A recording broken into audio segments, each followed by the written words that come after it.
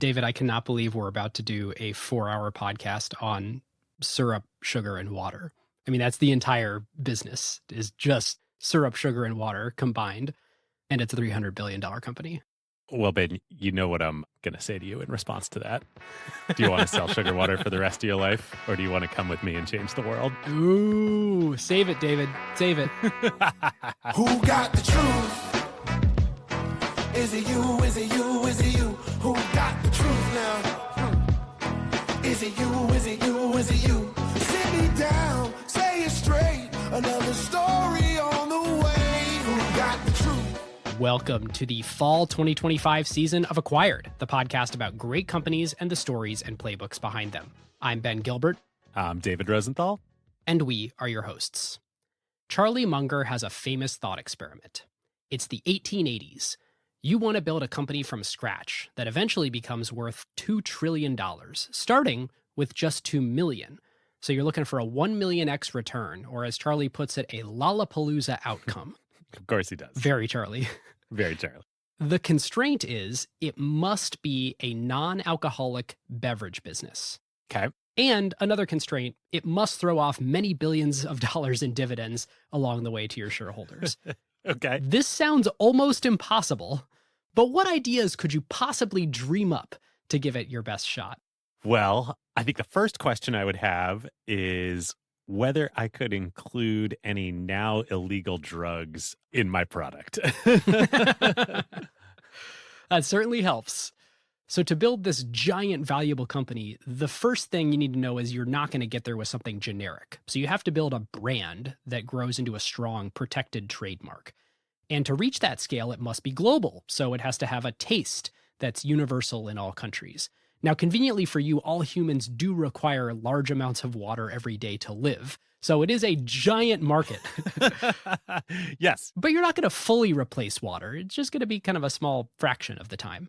So onto the beverage itself, you're going to want to optimize it to maximize the rewards of ingesting it, as refreshing as possible in any climate. Now, you're going to want to do a bunch of other stuff too. You want to fill it with calories to give energy. You want the flavor, texture, and aroma that makes it pleasurable to consume. And you should throw in some brain stimulants like caffeine and sugar.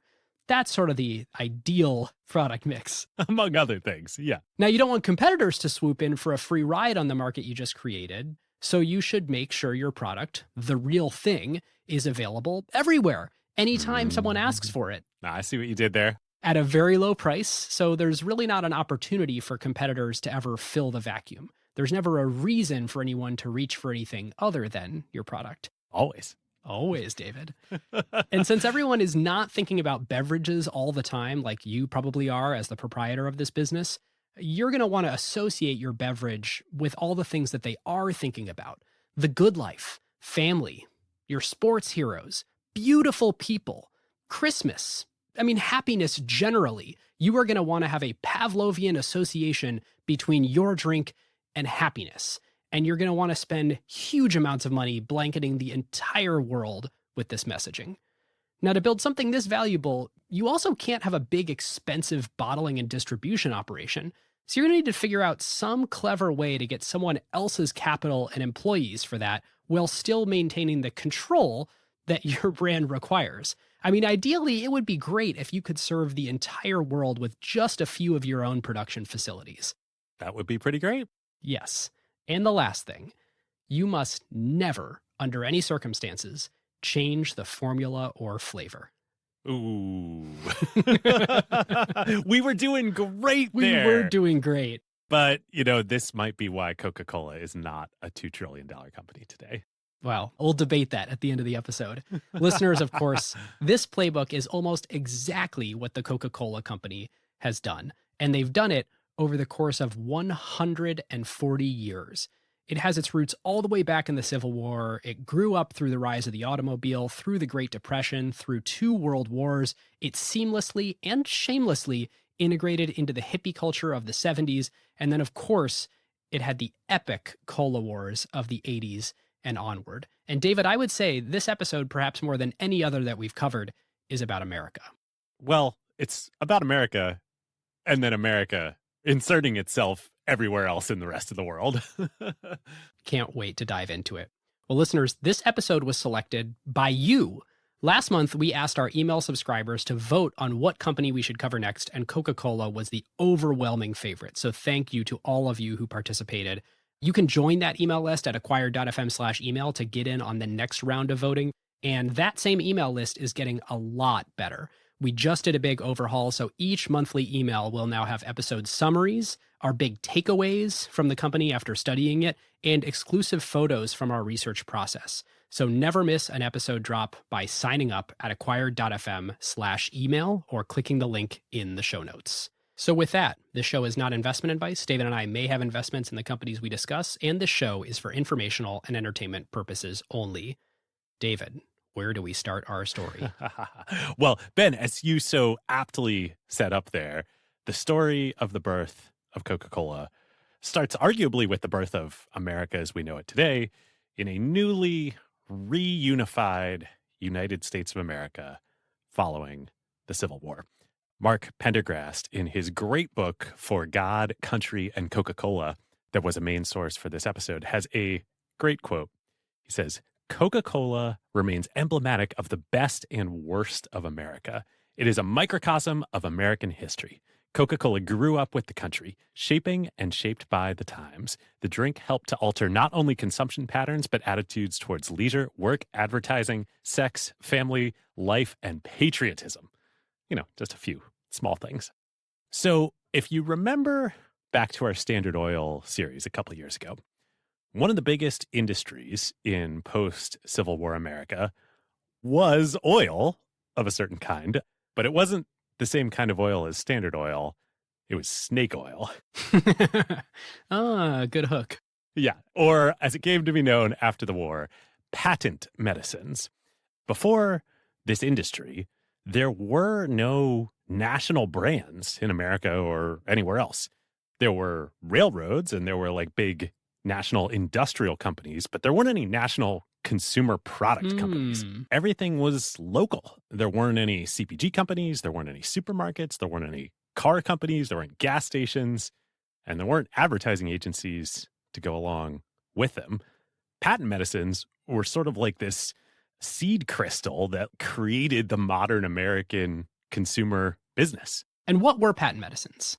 So going back again to our Standard Oil series, John D. Rockefeller's dad, if you remember, was a traveling snake oil salesman. Yeah.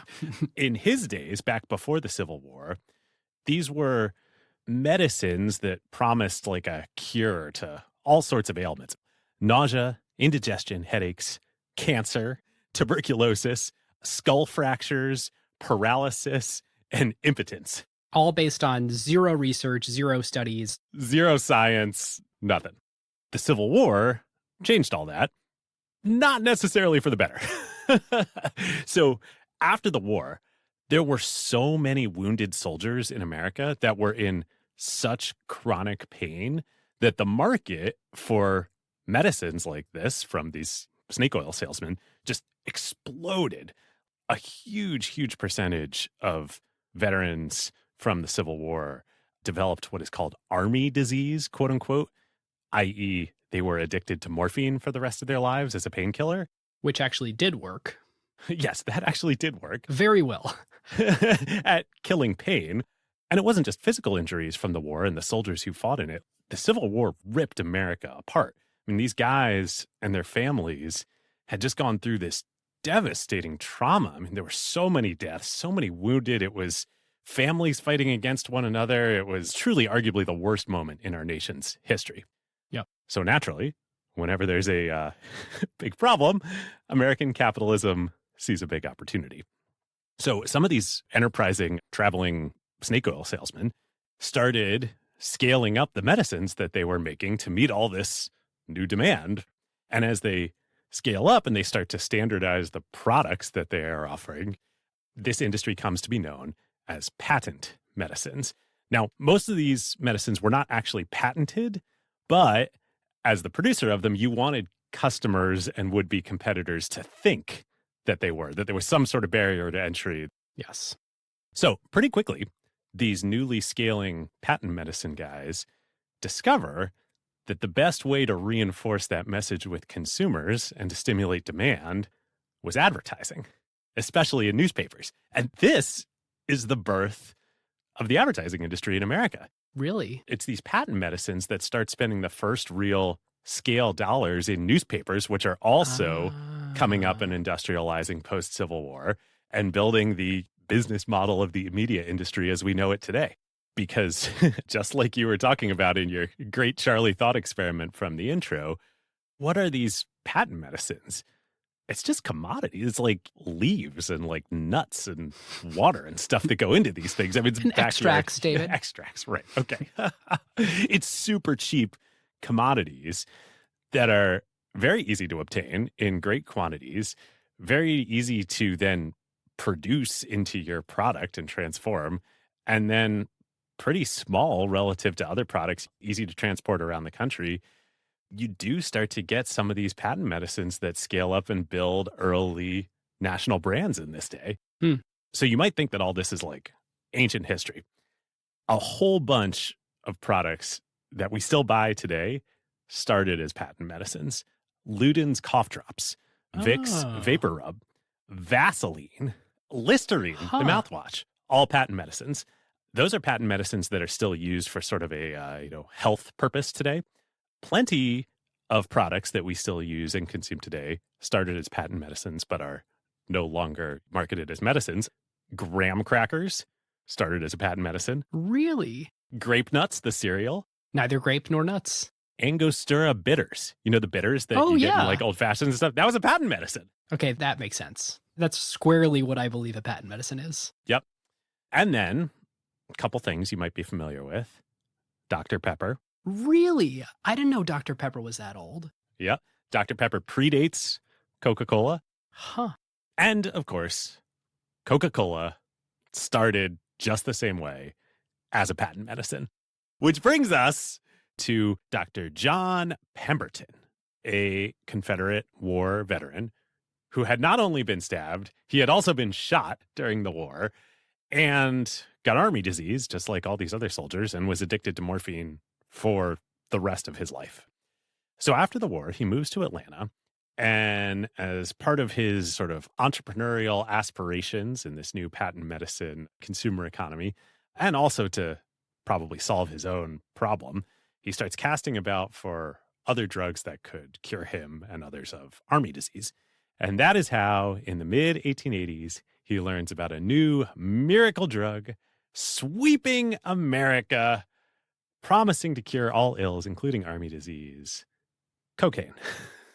Cocaine was really, really in America in the 1880s, perhaps foreshadowing a little bit the 1980s in America, as we will get to later in the episode. Except in the 1880s, it's really legal and really broadly encouraged.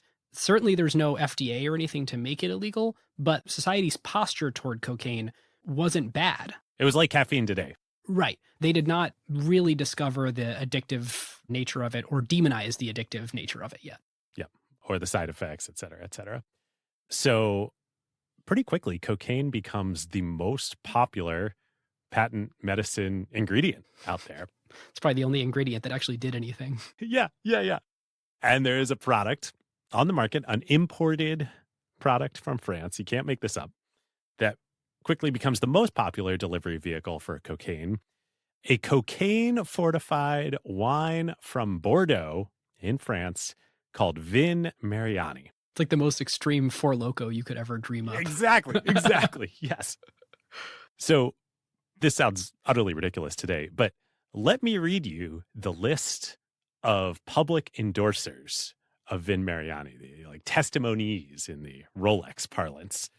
Thomas Edison, Buffalo Bill Cody, United States President William McKinley, gets even better, Queen Victoria of England, and not one, but 3 consecutive popes in the Vatican all swore by Vin Mariani. Feels like a thing I would be swearing by and endorsing too. I imagine once you start, it's the best thing ever.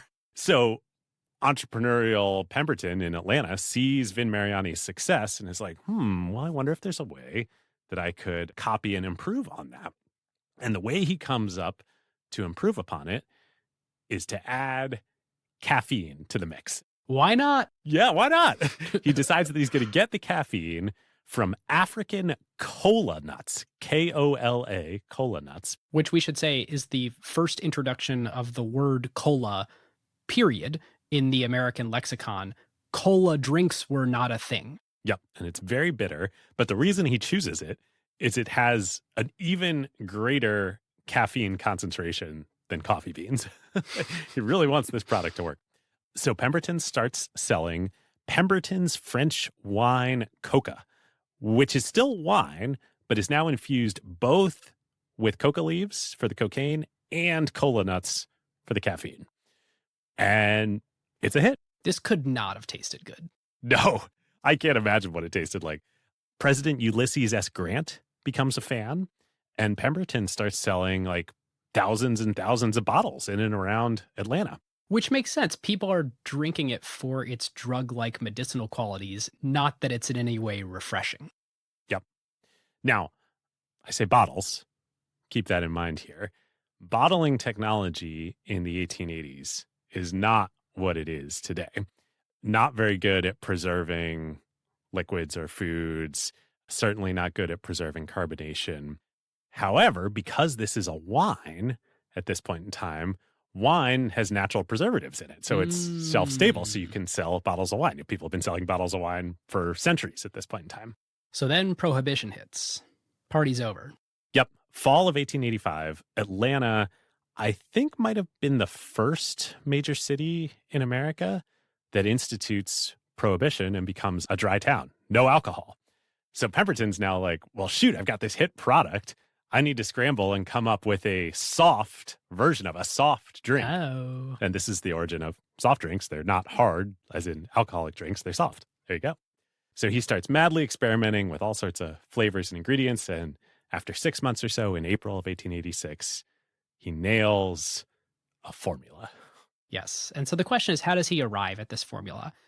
The book I was reading, which is called Secret Formula, it's a great book on the history of Coca-Cola that had access to all the corporate archives, really describes Pemberton in this phase as finding his capitalist streak, as sort of realizing, okay, take a step back. Patent medicines are sold for 75 cents, $1. It serves a crowd of people when they're looking to recover from some ailment, or really at this point, probably serve an addiction. We're now 20 years from the Civil War, so a new generation is coming up. Yes. Yeah, that doesn't have army disease. Is there a product that I can make that people can afford anytime they want, that's not a medicine, that's just a refreshment, and has all these other great properties using some of the ingredients that we've been using? So he kind of comes up with this idea of a 5 cent, again, because the ingredients cost so little, these extracts, it's a super high margin product, a 5 cent thing that anybody can have just to have a little pick-me-up, a little treat when they're at the soda fountain. Pick me up. When they're sitting down in the social gathering space. Because drugstores at that time were sort of the Starbucks of this time. It really was this gathering place to go and spend time. And so he says, I'm going to serve this other market of anytime refreshment. And so he's playing around with these ingredients. And he's got the cola seed that's got this natural caffeine in it. Fun story, in the original Coca-Cola, for the first, couple decades, it actually had 4 times the amount of caffeine that Coke does today. So it's effectively an energy drink, even leaving the cocaine aside. However, the cola seed, it tastes really bitter. It's absolutely horrible, which was not a big deal previously because he was mixing it with wine. People were drinking it for medicinal purposes, just kind of slugging it down. But he's trying to create a refreshing beverage here. And so I did not know that this was possible way back in 1886. But what he does is he uses synthetic caffeine. Merck, the pharmaceutical company, had already been extracting pure caffeine from cola seeds. So Pemberton just got a hold of Merck and bought a bunch of the powder. And so the first version of Coca-Cola is a little tiny bit of the cola seed, just kind of to say that it's in there. He's going to call this thing Coca-Cola. But the caffeine actually comes from a synthetic extract. Yeah, interesting. It's always been synthetic. Huh. That's right. I didn't know that. That's amazing. So there's a great excerpt from the book Secret Formula. At last he stood on the verge of inventing Coca-Cola. Down in the basement, Pemberton filled his 40-gallon kettle with plain water, which he then heated to a boil over an open fire. Using a wooden paddle to stir the solution, he melted in sugar and caffeine. Right, sugar because of the extreme bitterness of the cola nut. Yes. And actually, the coca plant was also bitter, so sugar was to offset it. Yeah. Next, he added caramel for coloring, giving the syrup its dark, distinctive port wine color. To balance the sweetness of the sugar and give the syrup its tang, he added lime juice, citric acid, and phosphoric acid. Then, as the basic blend cooled, Pemberton turned to the question of flavor. Into the mix went vanilla extract, elixir of orange, and several pungent oils refined from various fruits, herbs, and trees. Lemon, nutmeg, spice brush, coriander, and neroli. The last ingredient in perfumes distilled from a flower of the orange tree. The most exotic was oil of cassia, also known as Chinese cinnamon, made from the bark of a tree found in the tropical regions of Asia. And of course, Pemberton added this brew to the fluid extract of coca leaves. Exactly how much cocaine went into the inaugural batch of Doc Pemberton's new soft drink syrup is impossible to calculate more than a century later, but with even a touch of the drug, in combination with the sugar and caffeine, 4 times the amount in today's Coke, made Pemberton's concoction quite a stimulating beverage. Yes, indeed. As best as I was able to read from a few different sources, I think roughly once Coca-Cola starts being produced in that first decade, call it 4 or 5 glasses of Coca-Cola would be about the equivalent of a line of cocaine today. Okay, so it would take a lot of Coca-Cola. If you're drinking that much of that formula, you're having the equivalent of 16 Cokes worth of caffeine. It's an absolute crap ton of caffeine and sugar.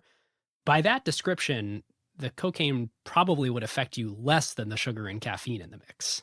That's a good point. Regardless, you're going to get hype when you drink this. And this amount of cocaine really was only a part of the formula for those early first few years. Yes. But it lends the first half of the name, which Pemberton's business partner at the time, a guy named Frank Robinson, comes up with the simple, descriptive, perfect name for this new brew, Coca-Cola. Which is funny because it neither contains much cola, since the caffeine is actually an extract, and it's just a tiny little drop from the cola seed. And very soon, they would strip out almost all the cocaine. And so you have a product that for the next 140 years would be called Coca-Cola that contains really not very much coca and really not very much cola. Yes, indeed. So they go about getting the new product installed and distributed in drugstore soda fountains around Atlanta. Ben, you were saying a minute ago about, drugstores were this gathering place at the time.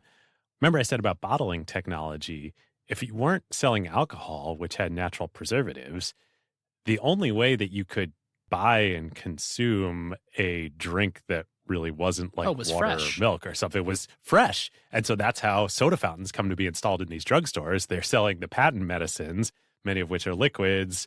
And that's also how carbonated water comes to the drugstores, because mineral water, carbonated water is thought to be a health tonic. And so it all mixes together. And then over the years, these morph into social places, thanks in large part to Coca-Cola. Makes total sense. And I'm pretty sure what actually happens is Pemberton lets his formula settle, and it's kind of this thick, syrupy thing, brings it down the street to the first drugstore, and that druggist, that proprietor, is the one who actually combines that syrup with the carbonated water and makes the choice, which I think could have gone either way. Is it a still or a sparkling beverage, to give it that champagne sparkle to create the Coca-Cola that would endure from there? Well, thank goodness they do use the carbonated water. Could you imagine Coke if it were still? That wouldn't be very good. No, it wouldn't be as successful. I mean, there was probably hundreds of things like Coke that were still that did not succeed. So pretty quickly, Coca-Cola gets into market with these drugstores and soda fountains, and people love it. This is great. It's a dual benefit product. It has all the medicinal benefits of cocaine and caffeine, the cola that they've been marketing. And it's actually really enjoyable to drink, and it tastes great.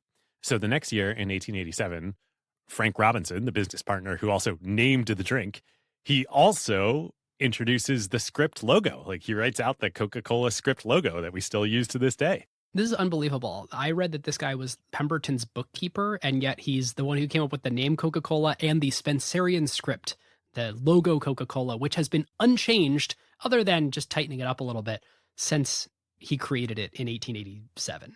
Yes. It is true that he was his bookkeeper, but he was also his business partner. It was like... It's like, I'm your bookkeeper type thing. Yeah. Yeah, exactly.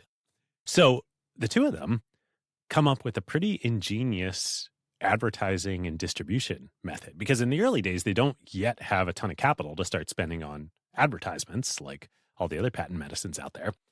They decide that they are going to offer tickets to consumers, redeemable at their local Atlanta soda fountains for free glasses of Coke. And they start mailing out these free Coke tickets, or coupons, you might say, to every address in the Atlanta city directory. And then they also give them to traveling door-to-door salesmen to go hand out on their routes. Not Coca-Cola salesmen, but salesmen that are selling a variety of different products. And this is the very first manufacturer's coupon redeemable at a retailer. Yes. There's an image on Wikipedia of one of these tickets from 1888 that is the oldest known coupon used in America. And it is actually beautiful. It kind of looks like a dollar bill. We'll put a photo of it in the email. It's incredible.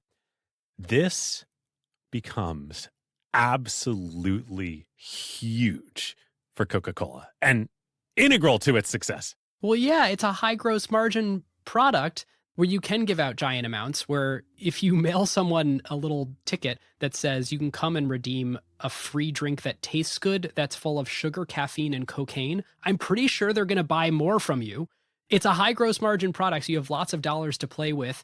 And on top of all this is kind of a new product category, this notion of a soft drink that's not a patent medicine, that's much cheaper than traditional patent medicines.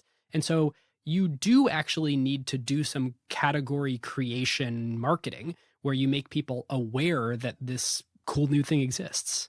Yep. All of that is true. And even more so, this couponing strategy aligns incentives for everybody in the value chain in a way that had never been done before. Consumers, they love it. They get free drinks of this great tasting beverage. Yep. Drugstores and soda fountains, they super love it because now they're getting more foot traffic. And then once consumers come back and start buying their second, third, fourth, 400th drinks, this is a highly profitable drink for them to sell. They have gross retail margins on this. And then 3, the traveling salesman who Pemberton and his associates are giving these tickets out to, well, they love it too. This is like, oh, wow, now a great new free benefit I can offer my customers. Why wouldn't I want to do this?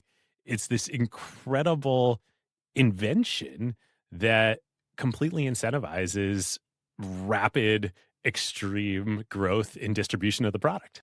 So to further illustrate how awesome this is for the soda fountains, Coke, when they were selling gallons of syrup to the soda fountains, they sold them for about $1.30 per gallon.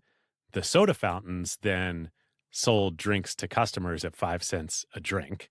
They're 128 drinks per gallon. They're making $6.40 of revenue for a product that costs them $1.30 to buy. Yeah, I'm not a retailer, but I'm pretty sure those are good margins. Pretty sweet deal if you can get it then, and pretty sweet deal to be McDonald's today offering my large Coke with a meal. Yeah, man. Pretty sweet deal indeed. Okay, so all of this happens within the first year and a half of Coca-Cola being on the market. Pretty quickly, Pemberton, who wasn't really doing much anyway after inventing the drink, as we said, Frank Robinson named it, made the logo, is doing a lot of the distribution work. Pemberton becomes convinced that he's dying. Which he generally was slowly over all these years. Yes. And he secretly decides that he is going to sell off the rights to the formula. Without telling Robinson. Without telling Robinson, without really telling anybody. This kicks off a whole mess of very questionably legitimate transactions that results by mid-1888, early 1889, in Frank Robinson discovering what's going on and seeking out a wealthy Atlanta businessman named Asa Candler to come in and be his new partner to reunite all these various claims to ownership of the formula and the company that they can then grow and scale and manifest its destiny across America and the world. And Asa Candler is really the person who creates the modern Coca-Cola Company with Frank Robinson's help in 1892, which he incorporates as the definitive Coca-Cola Company. All right. So, David, this is the first professionally run version of the Coca-Cola Company. Yes. But to give you a sense of just how much of a hit this product becomes, how quickly, even in the couple years before the professionalization and the founding of the Coca-Cola Company, in 1887, so the first year that Coke the product is on the market, Pemberton and Robinson sell 600 gallons of Coca-Cola syrup to soda fountains, which equates to about 75,000 glasses of Coke served. By 1889, 2 years later, that is quadrupled to over 2,000 gallons. And by 1890, it's almost 10,000 gallons. So what's that? 3 years into the business with no professional management, they grow the business 10x without even really trying. It's amazing. And in that next year, 1891, when Asa Candler buys the last piece to fully own Coca-Cola, he got an incredible deal. Even with all that growth having already happened, he only paid $2,300 to buy it all. That is the base of the company that he builds. And that's just buying all the various rights and claims from the people that Pemberton sold it off to. No capital needs to be invested in this business, ever. Unbelievable. It is a cash flow bonanza since like day one. It's crazy. So in 1892, the first official year of operation of the Coca-Cola Company, we have the books. We know just how profitable they were.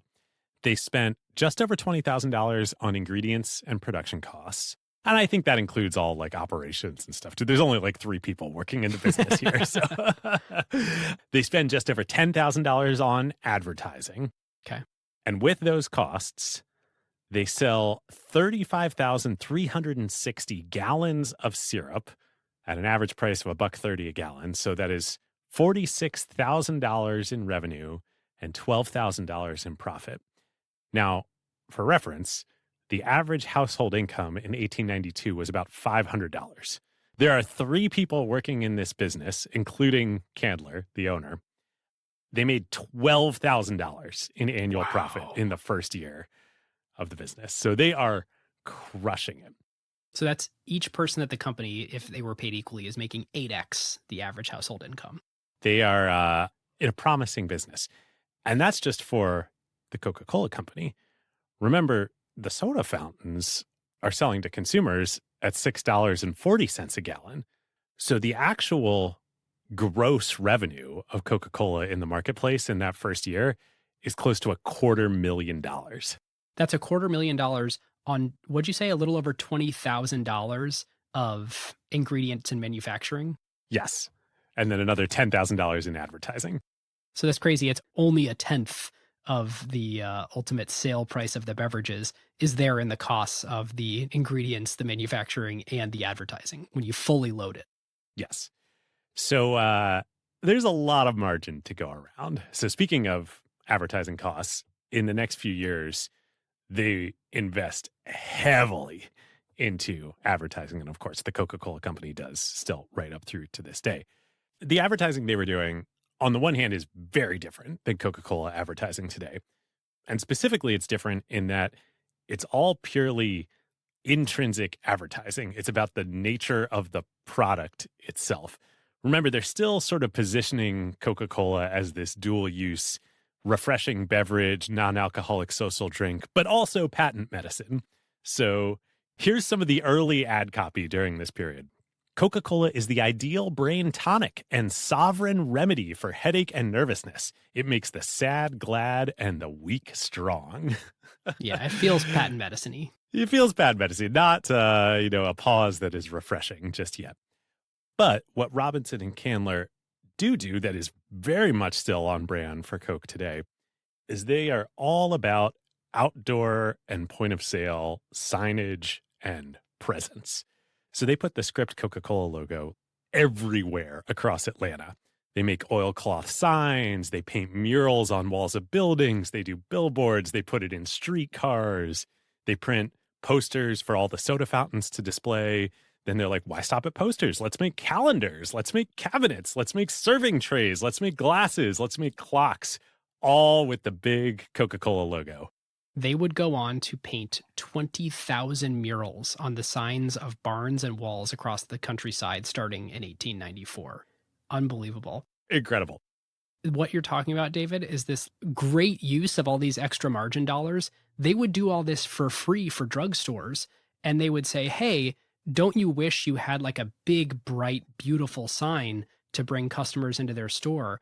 And Coca-Cola would design, pay for, fabricate, and deliver signs for drugstores that had the store name in big letters and Coca-Cola's name just as big. And they did this for thousands of drugstores across the South. And so you see all these great old pictures of these stores that effectively look like Coca-Cola stores. Oh, they're beautiful. Yeah. It almost looks like they're franchising Coca-Cola rather than Coca-Cola just being a thing that's sold at the drugstores.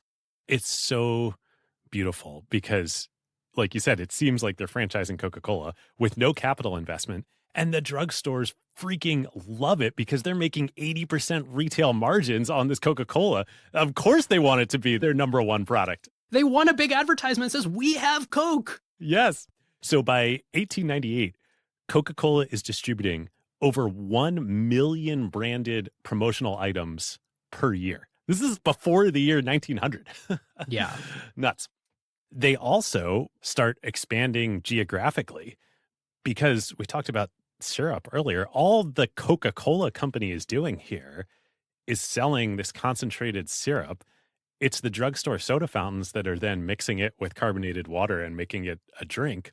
The syrup is small, compact, it's shelf stable, it's easy to transport. Combined with the couponing strategy, they've got this killer national growth strategy. So by 1895, Coca-Cola is being sold in at least one soda fountain in every single state and territory in the United States at this time. Wild. Wow. Yeah, and if you look at old pictures of this time, they had landed on what you were talking about, the intrinsic advertising, a slogan that most people will know, delicious and refreshing, that you see on all the old Coca-Cola memorabilia. That's coming into view. They're not yet talking about the lifestyle you could have if you associate with Coke. They're talking about quality, and they're also talking about price. They're advertising as many places as they can. Hey, this is 5 cents. They also start for the first time working with celebrities and athletes in some of these advertisements that they're doing. And of course, as you would expect, in 1895, they trademark the Coca-Cola script for the first time. They are granted that unbelievably valuable trademark. Yes. The delicious and refreshing slogan, that actually evolves during these years. And it's Frank Robinson who starts to lean more towards delicious and refreshing and the social benefits and away from the patent medicine brain tonic slogans. There's actually a great quote on this from him in For God, Country, and Coca-Cola. He said, "We found that we were advertising to the few, i.e. people who needed a brain tonic, when we ought to advertise to the masses." And so he starts dropping all this, sovereign remedy for headaches and nervousness stuff, and then starts really emphasizing the drink Coca-Cola, delicious, refreshing. This is really important because he's hitting on like, hey, Coca-Cola is for everyone. It's not only for people who have something wrong with them that they need a medicine to fix. It's not a niche. It's not a demographic. It's for everybody. Yep. And two, just instinctually, he understood, hey, we don't want to associate our product with negative things, with problems. Headaches, nervousness, those are problems. We want to associate our product only with positive things, delicious, refreshing, friendship, et cetera, et cetera. Yep. Which is so funny. At this point, all the cocaine is not gone yet. We still have, it's being marketed as this unabated good. Well, at the same time, the company's like, we should probably do our best to start moving away from cocaine because it doesn't actually seem to be the value proposition that people are here for. Yes. and the anti-cocaine sentiment is coming. Yep. Before they fix the cocaine issue, though, Candler in 1899 makes what is maybe simultaneously the best and the worst business deal in history. He gives away the right to bottle and sell Coca-Cola for free. Yes, definitely one of the dumbest deals ever, if you just look at it as it was in that moment, but would be sort of Coca-Cola's second great business model innovation after couponing. So in 1889, two guys from Chattanooga, Tennessee, named Benjamin Thomas and Joseph Whitehead, come to Candler with a proposal. They want to bottle Coca-Cola. They're convinced that bottling technology has matured enough at this point that they can now bottle fully mixed Coca-Cola beverages. And not only will they not go bad, it'll keep the carbonated fizz. It will still be delicious when opened and consumed at a later date. And Candler's like very anti-bottling, right? Yes, he is extremely skeptical. He's like, we've tried this before. I really don't think the technology's there. I'm not sure about this. Thomas and Whitehead, though, they're very persistent. They say, well, totally get that, understand that. What if we do it at no risk to you? You let us buy Coca-Cola syrup from you, same as all the soda fountains are doing. We will bottle it and sell it at our own expense. And if the product isn't up to your standards, you can just pull our license and we'll stop selling it. Candler thinks it over and he's like, that's a pretty good deal. I've got nothing to lose here. Why not? I'll let you two young bucks have a go at this. So in July of 1899, the three of them sign a contract that includes the following terms. For a token contract price of $1, which Candler never collects, the Coca-Cola Company will sell syrup to Thomas and Whitehead at a volume discount price of $1 per gallon. So even less than they are selling to the individual soda fountains out there, because I think this is going to be a higher volume business. Thomas and Whitehead will have the exclusive, assignable right to market and sell bottled Coca-Cola for 5 cents per bottle, same price as at the soda fountains, across practically the entire United States.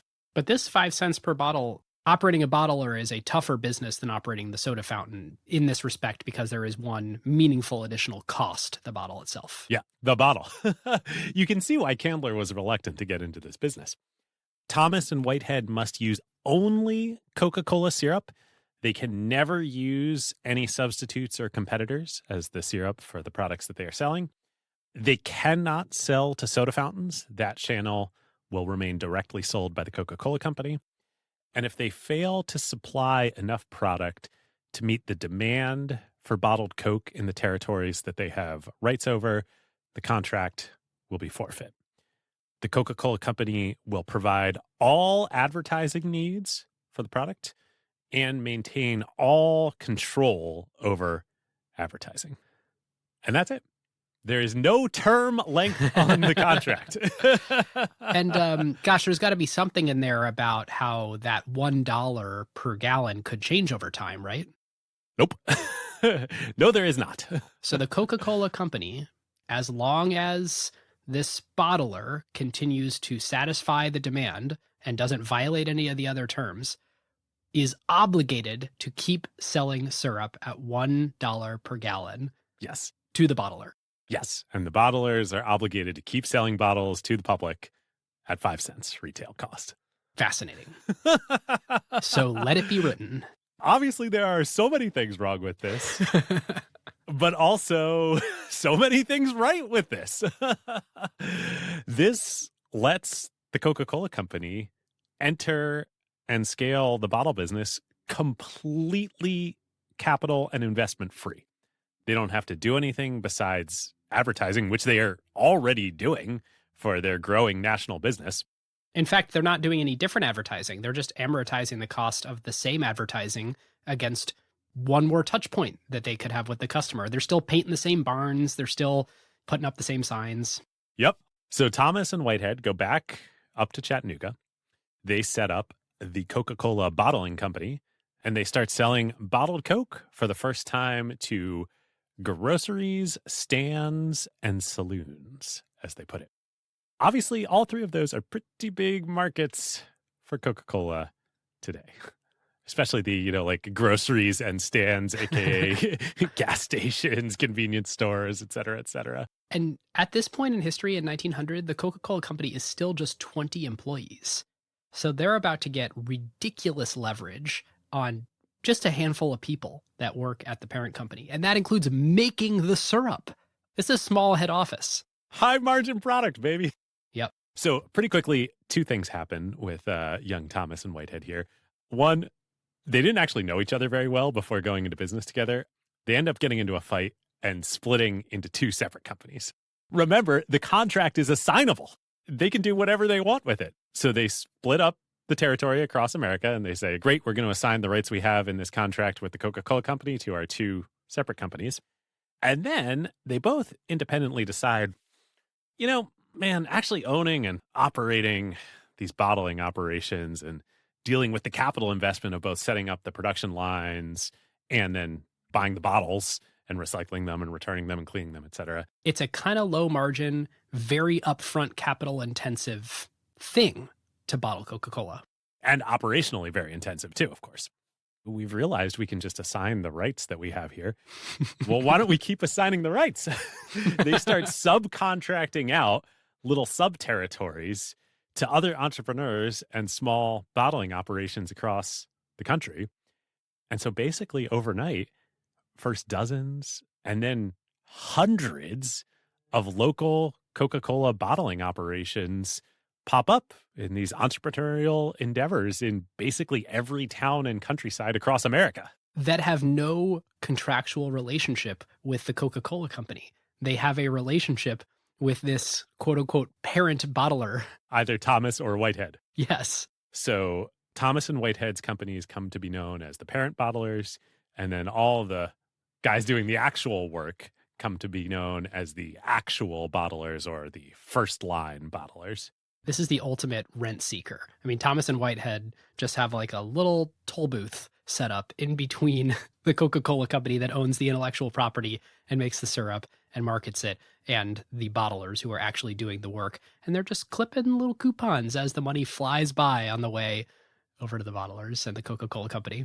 But hey, Candler and Robinson weren't going to do this, so more power to them. Right. That is the argument here, is that there is economic value from Thomas and Whitehead and actually spurring bottling to happen at all. Yes. And they need to go find the local bottlers and set up these entrepreneurs and teach them how to do it. Eventually, they're doing nothing. But in the early days, they're not doing nothing. That's true. Within 10 years, they managed to find 400 proprietors of bottling operations, get them to stand it up. And by 1925, there was 1,200. So it is a busy, busy 25 years finding all these child bottlers. So basically, this creates a second wave of blitzscaling, if you will, for the Coca-Cola Company across America, because they'd already nationally expanded to soda fountains, but soda fountains are only in towns large enough to have a soda fountain.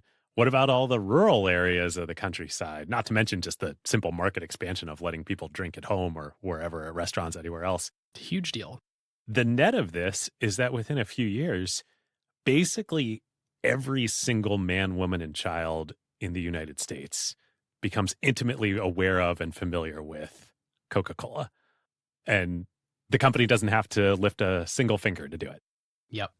This reminds me a lot of our Visa episode, where we were talking about the difference between if you're Visa and you're scaling as a network of networks versus if you're Amex as a closed loop system. And we were talking about how Visa achieved tremendous scale relative to their head office size, their employee head count, and they did it in a very short period of time. Coca-Cola is sort of in the same thing here, where they can scale so fast because of the bottlers, where they're not actually having to do all this work themselves. I don't think Coca-Cola is the ubiquitous international product that it is today, where they just created and then won the market without this bottler scale thing. No, absolutely not. If they had taken the Amex approach and Candler had decided, we're going to enter the bottling business ourselves, and we're going to go market by market and invest the capital in the production lines and the bottles. Absolutely no way would they have reached the critical scale that they did in the country. And then internationally, too. They used the same model to go around the world. Yep. And Coca-Cola would start referring to this as the Coca-Cola system.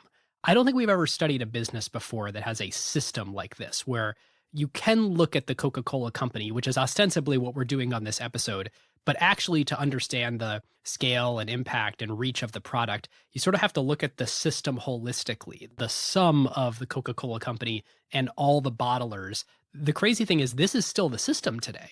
Coca-Cola still doesn't bottle. I mean, we can talk about the exceptions to that, but in large part, and their desired end state is there's all these bottlers around the world that they just sell syrup to. Yeah. It's kind of like Microsoft and Intel in the PC era, except even more closely tied. It'd be like if Microsoft had contracts with Intel where they got to stipulate what the processors were going to look like and what the machines were going to look like.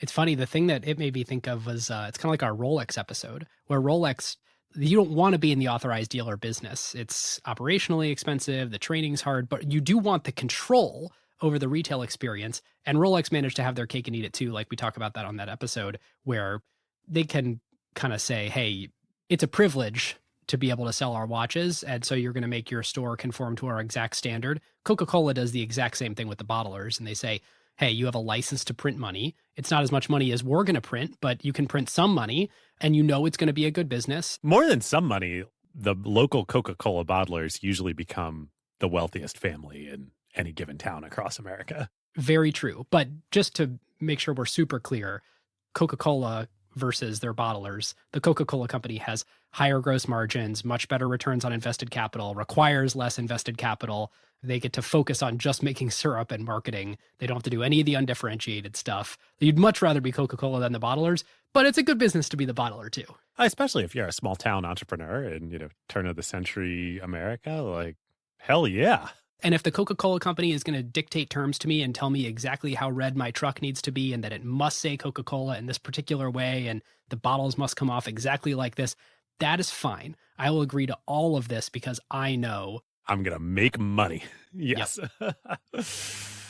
So once things turbocharge with the bottlers and scaling across America, a lot of imitators and copycats start popping up, trying to make another cola drink, use the same model, go to other bottlers or maybe other aspiring entrepreneurs who didn't get the Coca-Cola franchise, might want to open a competitive franchise in their local town, et cetera, et cetera.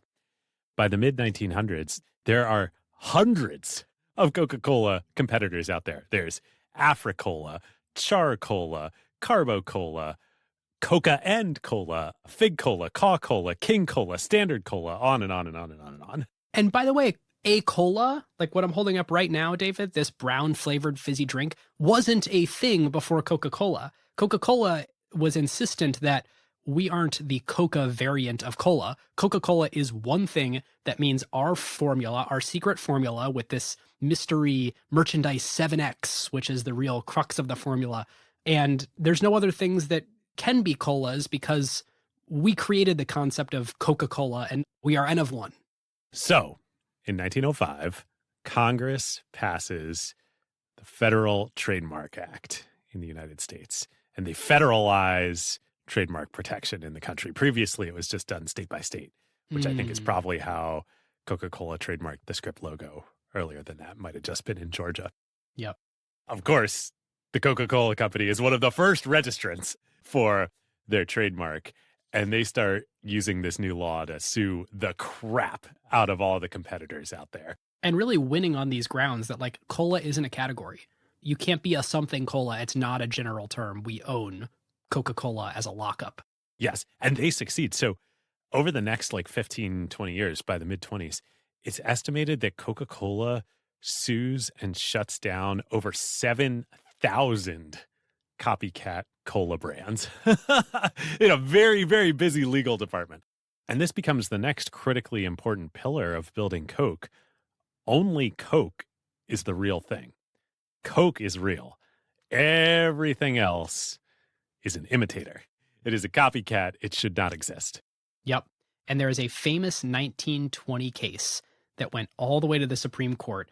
There was a company called the Coke Company, Koke, that was insisting. Actually, it's worth an aside here to say, at this point in time, Coca-Cola did not embrace the nickname Coke. One, because of the affiliation with the drug. And we should say by 1905, cocaine is pretty much entirely gone. There's no more Coke in Coca-Cola. Yeah, it's actually an amazing story. In 1903, they contract with a company called the Schaefer Alkaloid Works of Maywood, New Jersey, that has developed a process to de-cocainize coca leaves. And this company, which still exists to today and is still the sole supplier of decocainized coca leaves to Coca-Cola today, is granted a federal exemption by the U.S. government from the DEA. They're the only commercial entity in the United States that is allowed to import coca leaves. Because they import it with cocaine in it still, right? Yes, and then they have a process to take the cocaine out of the coca leaves. They sell the decocainized coca leaves to Coca-Cola. And I'm pretty sure the way that this ended up happening was the Hoover administration said if federal agents are present on site and can supervise the destruction of the cocaine byproduct, then you can do this on American soil. You can import the coca leaves, do this, create a giant pile of cocaine, and then we will watch you destroy it. And that's still how they produce Coca-Cola. Yeah, which is also another piece of protecting Coca-Cola. Nobody else has access to coca leaves. You want that taste? You ain't going to get it. Because the coca leaves, as much as the cocaine is gone, the coca leaf is still an important part of the formula. So anyway, there's this 1920 case where Coke, Koke, is sort of tongue-in-cheek saying, what do you mean? You guys aren't saying you're Coke, so certainly we can be Coke. And the other point they were making is Coca-Cola, you guys can't actually even use your trademark. It's unprotectable since there's not really much coca in it and all the cocaine's been removed, so it's actually misleading. False advertising. You're misleading the public by saying that you are Coca or Cola. You're not. And the Supreme Court says, we are ruling in favor of Coca-Cola. It is a phrase that has transcended being a descriptive name, and it is now just a brand. And the official ruling, which is the stuff of legend, contains this phrase.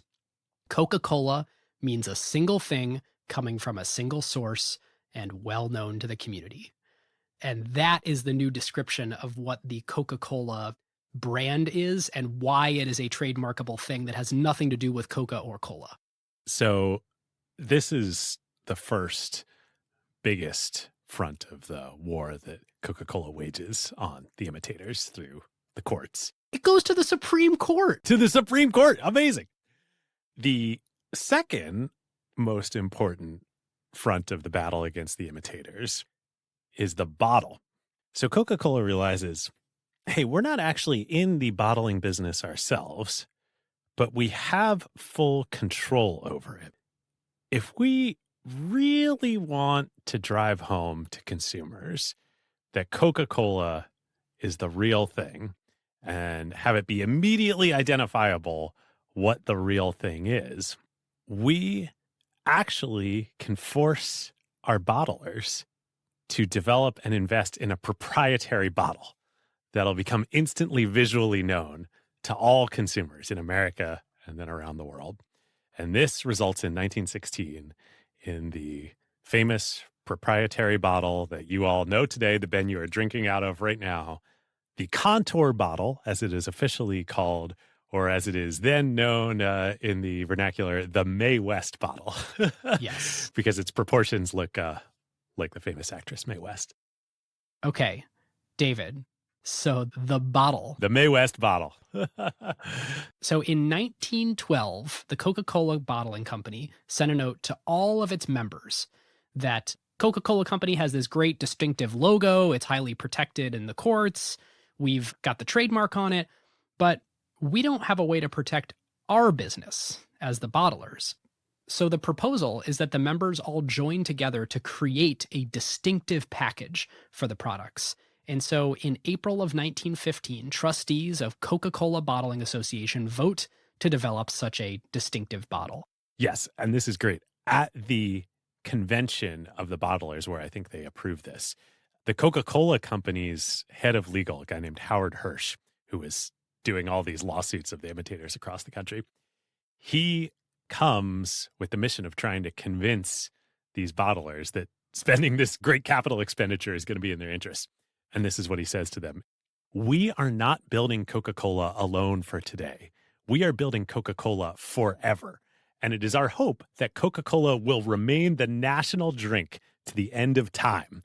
The heads of your companies are doing everything in their power at considerable expense to bring about a bottle that we can adopt and call our own child. And when that bottle is adopted, I ask each and every member of this convention to not consider the immediate expense that would be involved with changing your bottle, but to remember this, that in bringing about that bottle, the parent companies are bringing about an establishment of your own rights. It's exactly what you're saying, Ben. Wow. Isn't that amazing? What an orator. Help us, help you. Wow.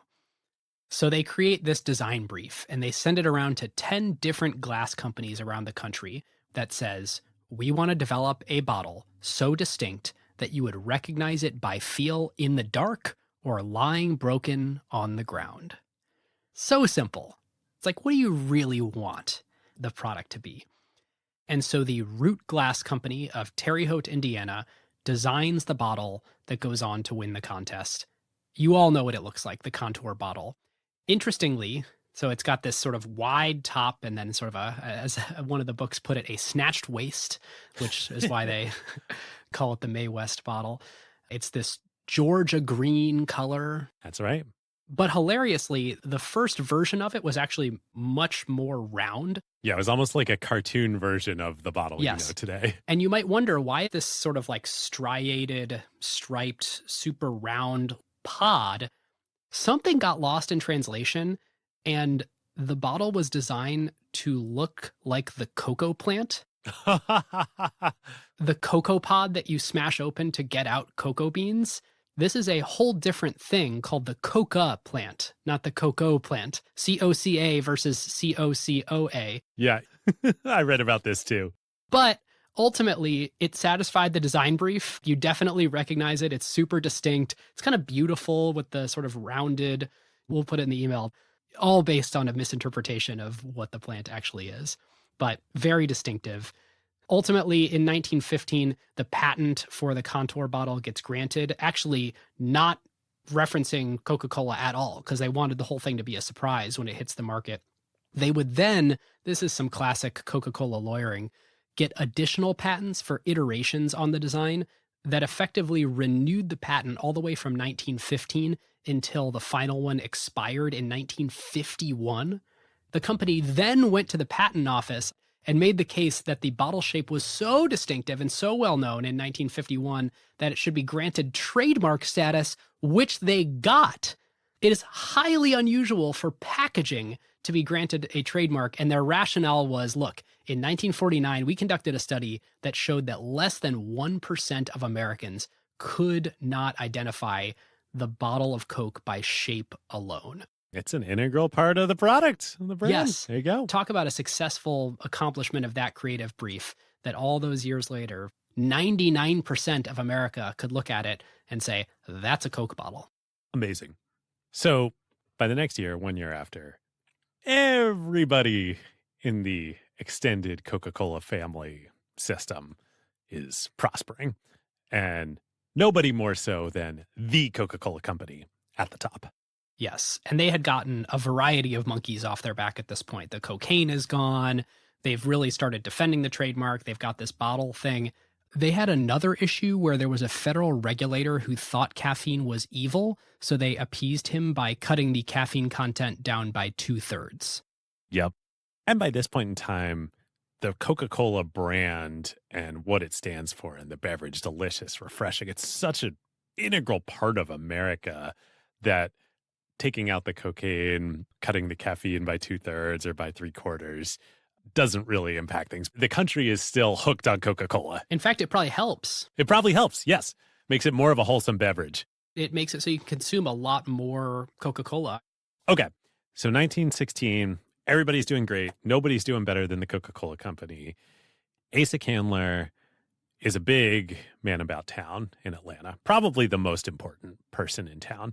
So much so that a group of other Atlanta citizens convince him to run for mayor, which he does. And he wins and becomes the mayor of Atlanta in 1916. And so he retires from Coca-Cola and gives his Coke shares to all of his children. And then a couple years later, in 1919, a local banker named Ernest Woodruff puts together an investor syndicate and basically stages a takeover of the company and buys out the family members for $25 million. This also effectively serves as the IPO of the company because it's a syndicate of investors and shares start trading hands and the company becomes publicly traded. And certainly they didn't need to raise capital by going public. Right. And it was a complicated little period because some of the kids did want to have this happen. Other ones didn't want to have it happen. There's sort of family infighting. But ultimately, after a few years, Ernest Woodruff and his syndicate of investors do own and control the company. In fact, there was some clever financial engineering that had to happen to buy this company. Like $25 million in 1919 is a huge amount of money. And so as a result, this is actually the first time the secret formula for Coca-Cola gets written down. It had been sort of this cool secret before, but as collateral for the loan that Woodruff took out to complete this transaction, they wrote down the formula and placed it in a vault at the Guarantee Bank of New York. Because that's where they got the capital from. And so they get to hold the formula as collateral. Prior to this, it had always been verbal. The system Asa Candler set up was insane. So this is from the book Secret Formula about Asa and his son, Howard Candler. Asa made his son memorize the contents of the various containers that were stored carefully in a locked room with their labels peeled or scratched off. For days, with his father standing watch over his shoulder, Howard practiced making the ultra-secret flavoring compound, merchandise number 7X, learning to recognize the pungent fruit and vegetable oils by sight, smell, and remembering each was put on the shelf when it came in from the supplier, until he knew by heart the proper amounts and the exact order in which to mix them. This is crazy. The way in which this giant mass-produced thing is created, it's like only stored, I believe, in two people's head at any given time. And they deliberately kept this a trade secret and didn't patent it, because if you patent something, eventually it does become the property of the public and anyone can use it to further innovate. But Coca-Cola has kept this secret all these years. Yeah. And it's still part of the lore at the company to this day that, oh, there's two people that know the formula and they can't travel together. Well, the formula is out there. Like you can find it on the internet. Really? The Coca-Cola Company would maintain that is absolutely not true. Well, the original formula is, I mean, it's in the appendix of For God, Country, and Coca-Cola. Which I think they also maintain is not the right formula. I mean, I would swear up and down too, but yes, this is like the best example ever, though, of someone electing to use a trade secret instead of a patent and then creating all this lore and secrecy and myth around it. But for 6 years, as collateral, the first written version of the formula was in the Guarantee Bank of New York vault. So Ernest, when he takes over, he's a banker. He's an investor. This was like a crown jewel investment that he could get his hands on in Atlanta. He doesn't really have any interest in running it. So the company plods along for a couple of years with the existing management team. Ernest really doesn't like this perpetual contract thing with the parent bottlers. He's like, what are you two guys doing? As far as I can tell, you're not doing anything. He tries to get rid of that. This leads to all sorts of lawsuits. The parent bottlers win. Ernest is frustrated. Finally, in 1923, he's had enough. He decides that he's going to recruit a new company president to come in. This is just 4 years after he buys it. And almost against his will, he has to consider his son, Robert, as a candidate. And Ernest barely approves of this wayward son, Robert. Who is this Robert Woodruff character? He's the protagonist of this story. I mean, for all the John Pemberton lore and all the Asa Candler lore, Coca-Cola, as we know it today, is Robert Woodruff's Coca-Cola. The boss, as he would come to be known. Yes. So Robert is 33 at this point in time. He has left Atlanta to seek his fortune away from his father's influence, and he has become the vice president of the White Motor Company in Ohio, in Cleveland, Ohio. Yep. Which I think was one of, if not the largest truck manufacturer in the U.S. at the time. Yep. And Robert is a star there. He's widely regarded as one of the most talented young executives in new burgeoning corporate America here in the 20s. He's best friends with the Major League Baseball star Ty Cobb. They go hunting together. He's like a man about town. And Standard Oil of New Jersey is trying to hire him as an heir apparent to come in and potentially be the next CEO of Standard Oil of New Jersey. And David, do you know what Standard Oil of New Jersey is today? SO, right? Exxon. It's ExxonMobil. Oh, Exxon. That's right. That's right. Yep. I can never keep track of which breakup company became which. So yeah, there's an alternative future where instead of CEO of Coke, Robert Woodruff became CEO of Exxon. Exxon, yeah. And Robert, through his own devices, again, almost against his father's will, had been an original investor in the syndicate that bought out Coke from the Candlers. So the board of Coke makes Ernest consider his son. Ernest finally says, all right, fine. His first offer to Robert to come be the new president of Coca-Cola is a salary less than half of what he's making at White Motor Company. Robert rejects that. They negotiate back and forth. And finally, they reach a deal with Robert saying, one condition that I absolutely must have is you, Dad, you are out. You are going to fully exit the business. Everything gets handed over to me, and I am going to have full control and run this company. Ernest is frustrated enough. He says, okay. So in 1923, Robert takes over as president of the Coca-Cola Company, becoming the youngest president of any major corporation in America at that time. He would run the company for the next 32 years as president, and then control the company as chairman of the board for another 30 years after that until his death in 1985. Wild. So one of the first moves that Robert makes when he comes in is to become close with the head ad man at Coke's ad agency at the time, a firm in St. Louis called the Darcy Ad Agency. And Coca-Cola's main creative account man there is a guy named Archie Lee. Lee had already created a hit slogan for Coca-Cola in Christmas of 1922 with his Thirst Knows No Season campaign, which is, a great phrase with a great ring to it, but was particularly good because Coke had a legacy of primarily being enjoyed in the summer. Yeah, you drink it in the hot southern summers of Georgia. Yeah. So they're like, wintertime is a big opportunity for us. And this was part of moving in on Christmas. More to come on Christmas in a sec. And together, Archie Lee and Robert Woodruff make a pretty massive leap forward for Coca-Cola advertising. And it's really the last critical piece of the brand. They embrace, maybe I might even say create, lifestyle advertising. This is everything that we talked about in the Rolex episode, but that was much later when Rolex did that in the 50s and 60s. This is in the 1920s. Coca-Cola is inventing this idea that through advertising, we can associate our products with feelings. Oh, yes. This is the sort of opposite of the intrinsic advertising that we were talking about earlier. This is extrinsic advertising that really has nothing to do with the features of the product. It's about the life you will live if you associate with our brand. Yes.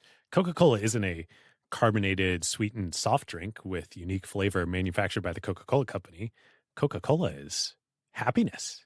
Coca-Cola is friendship. It's romance. It brings you closer with the people you love. Coca-Cola is summertime. Coca-Cola is holidays. Coca-Cola is Christmas. And whether you are in America or not in America, Coca-Cola is America. Yes.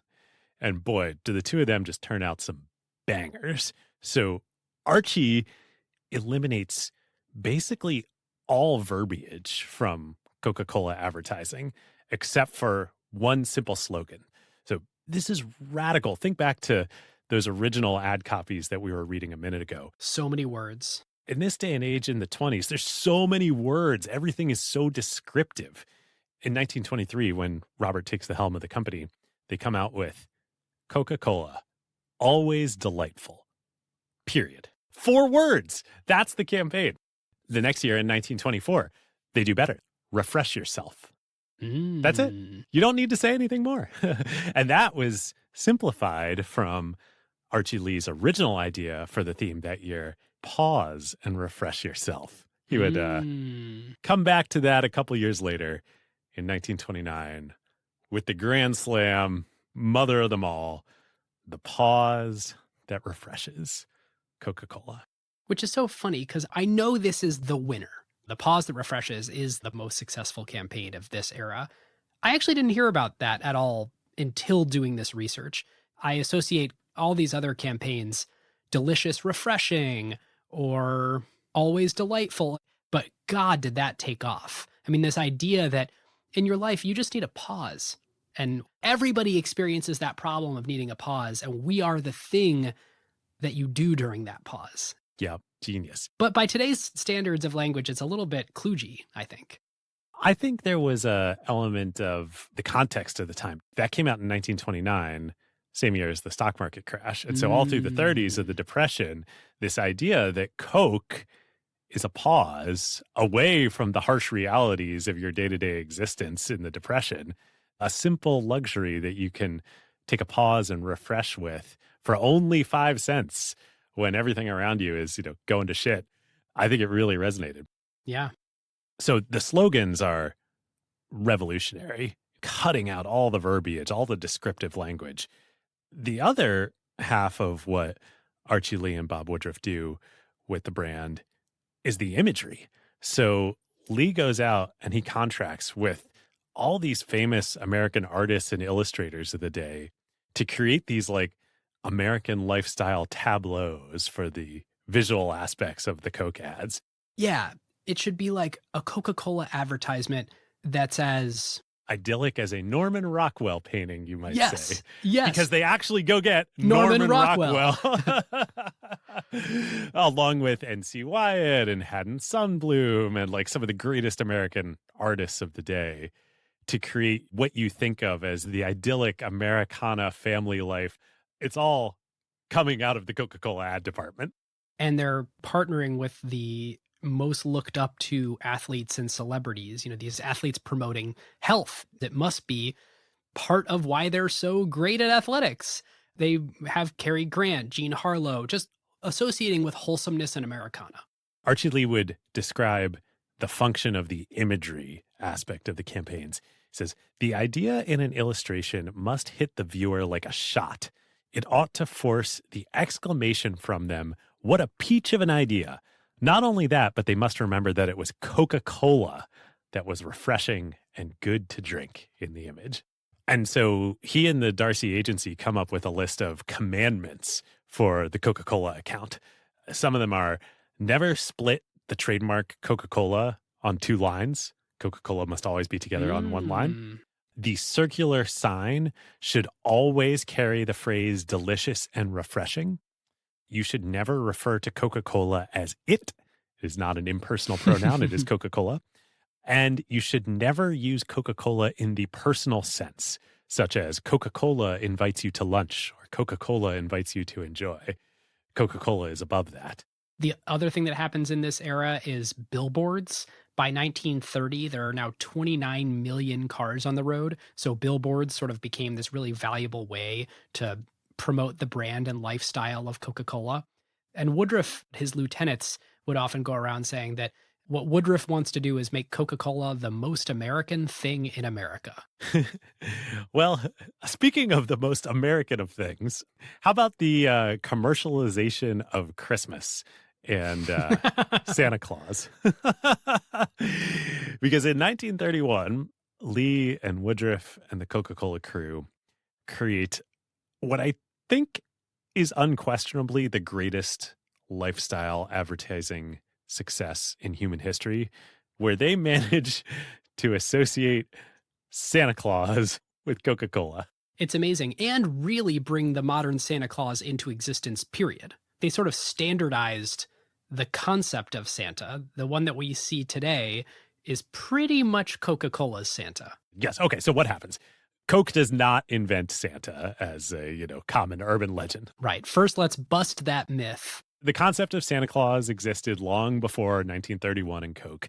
The famous Night Before Christmas poem was written in 1823, so it's been around for a long time. And of course, there was St. Nicholas. It goes back many, many hundreds of years. And there was a very popular Santa, which was Thomas Nast's Santa, who is this sort of shorter, elf-like Santa. We'll link to it in the email, that is on its way to becoming Santa, but is not the big, smiley, approachable, sort of red-faced, cheery, jolly Santa. Big fat dude. Yeah. Yeah. Yeah. I mean, that's the thing. You read the Night Before Christmas poem. Santa's an elf. He's little. Yes. Or he was before Coca-Cola. So in 1931, Coke commissions the artist Haddon Sundblom to create Christmas ad imagery for Coca-Cola featuring Santa Claus. And so this being a Coke ad, Sundblom is like, well, I'm going to make Santa as red as possible in Coca-Cola red. And then I'm going to make him as big as possible to get as much Coca-Cola red in the picture. So he creates the first of his Coca-Cola Santa campaigns that he would make for the next 33 years until 1964.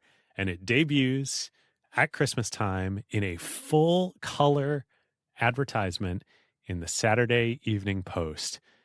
And people absolutely love it. You got to remember, this is 1931. So this is before television, and magazines had only just started to be commonly printed in color. So before this point in time, you couldn't really get mass-produced color images out to the public. So Santa didn't have a color. Like, nobody really thought about what color Santa was. That's right, because sometimes Santa was red, sometimes Santa was green. Yep, blue, yellow. The point is there was no standardization. All of a sudden now, Coke's got this huge industrial imagery machine of not only advertisements in the Saturday Evening Post, but all the billboards and the signs and the point of sale merchandise, et cetera, et cetera, et cetera. And they're just plastering America with this big, beautiful color version of Santa. Which is funny because Pepsi also did do some Santa illustrations, but Coke kind of ran away with it, and it became clear pretty early. Coke is just going to own Santa. Yep. David, do you know who Haddon Sundblom also created or created the most famous illustration of? I don't. I should know. There's two. One is Quaker Oats, the Quaker Oats man. Oh, yes. I did read that. Which, interestingly, is owned by Pepsi today. Oh, we will get into Quaker Oats. And the other is Aunt Jemima. Aha, I did not know that. As discussed on our Mars episode.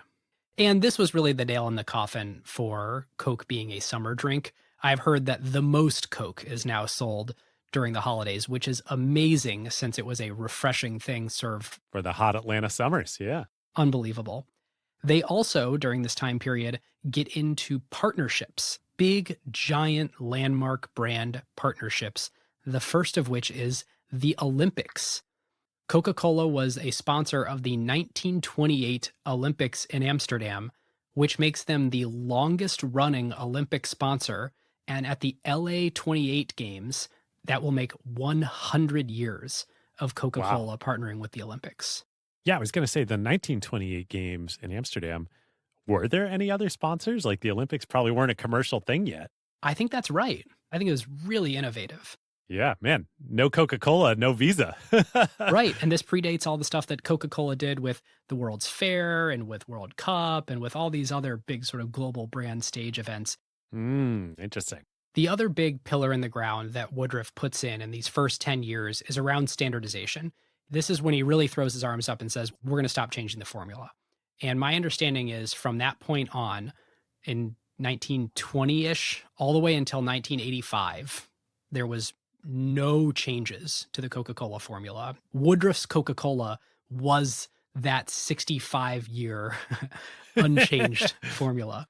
Oh, geez. What happened in 1985 besides Robert Woodruff dying, which is directly related to what else happened in 1985? We will get there.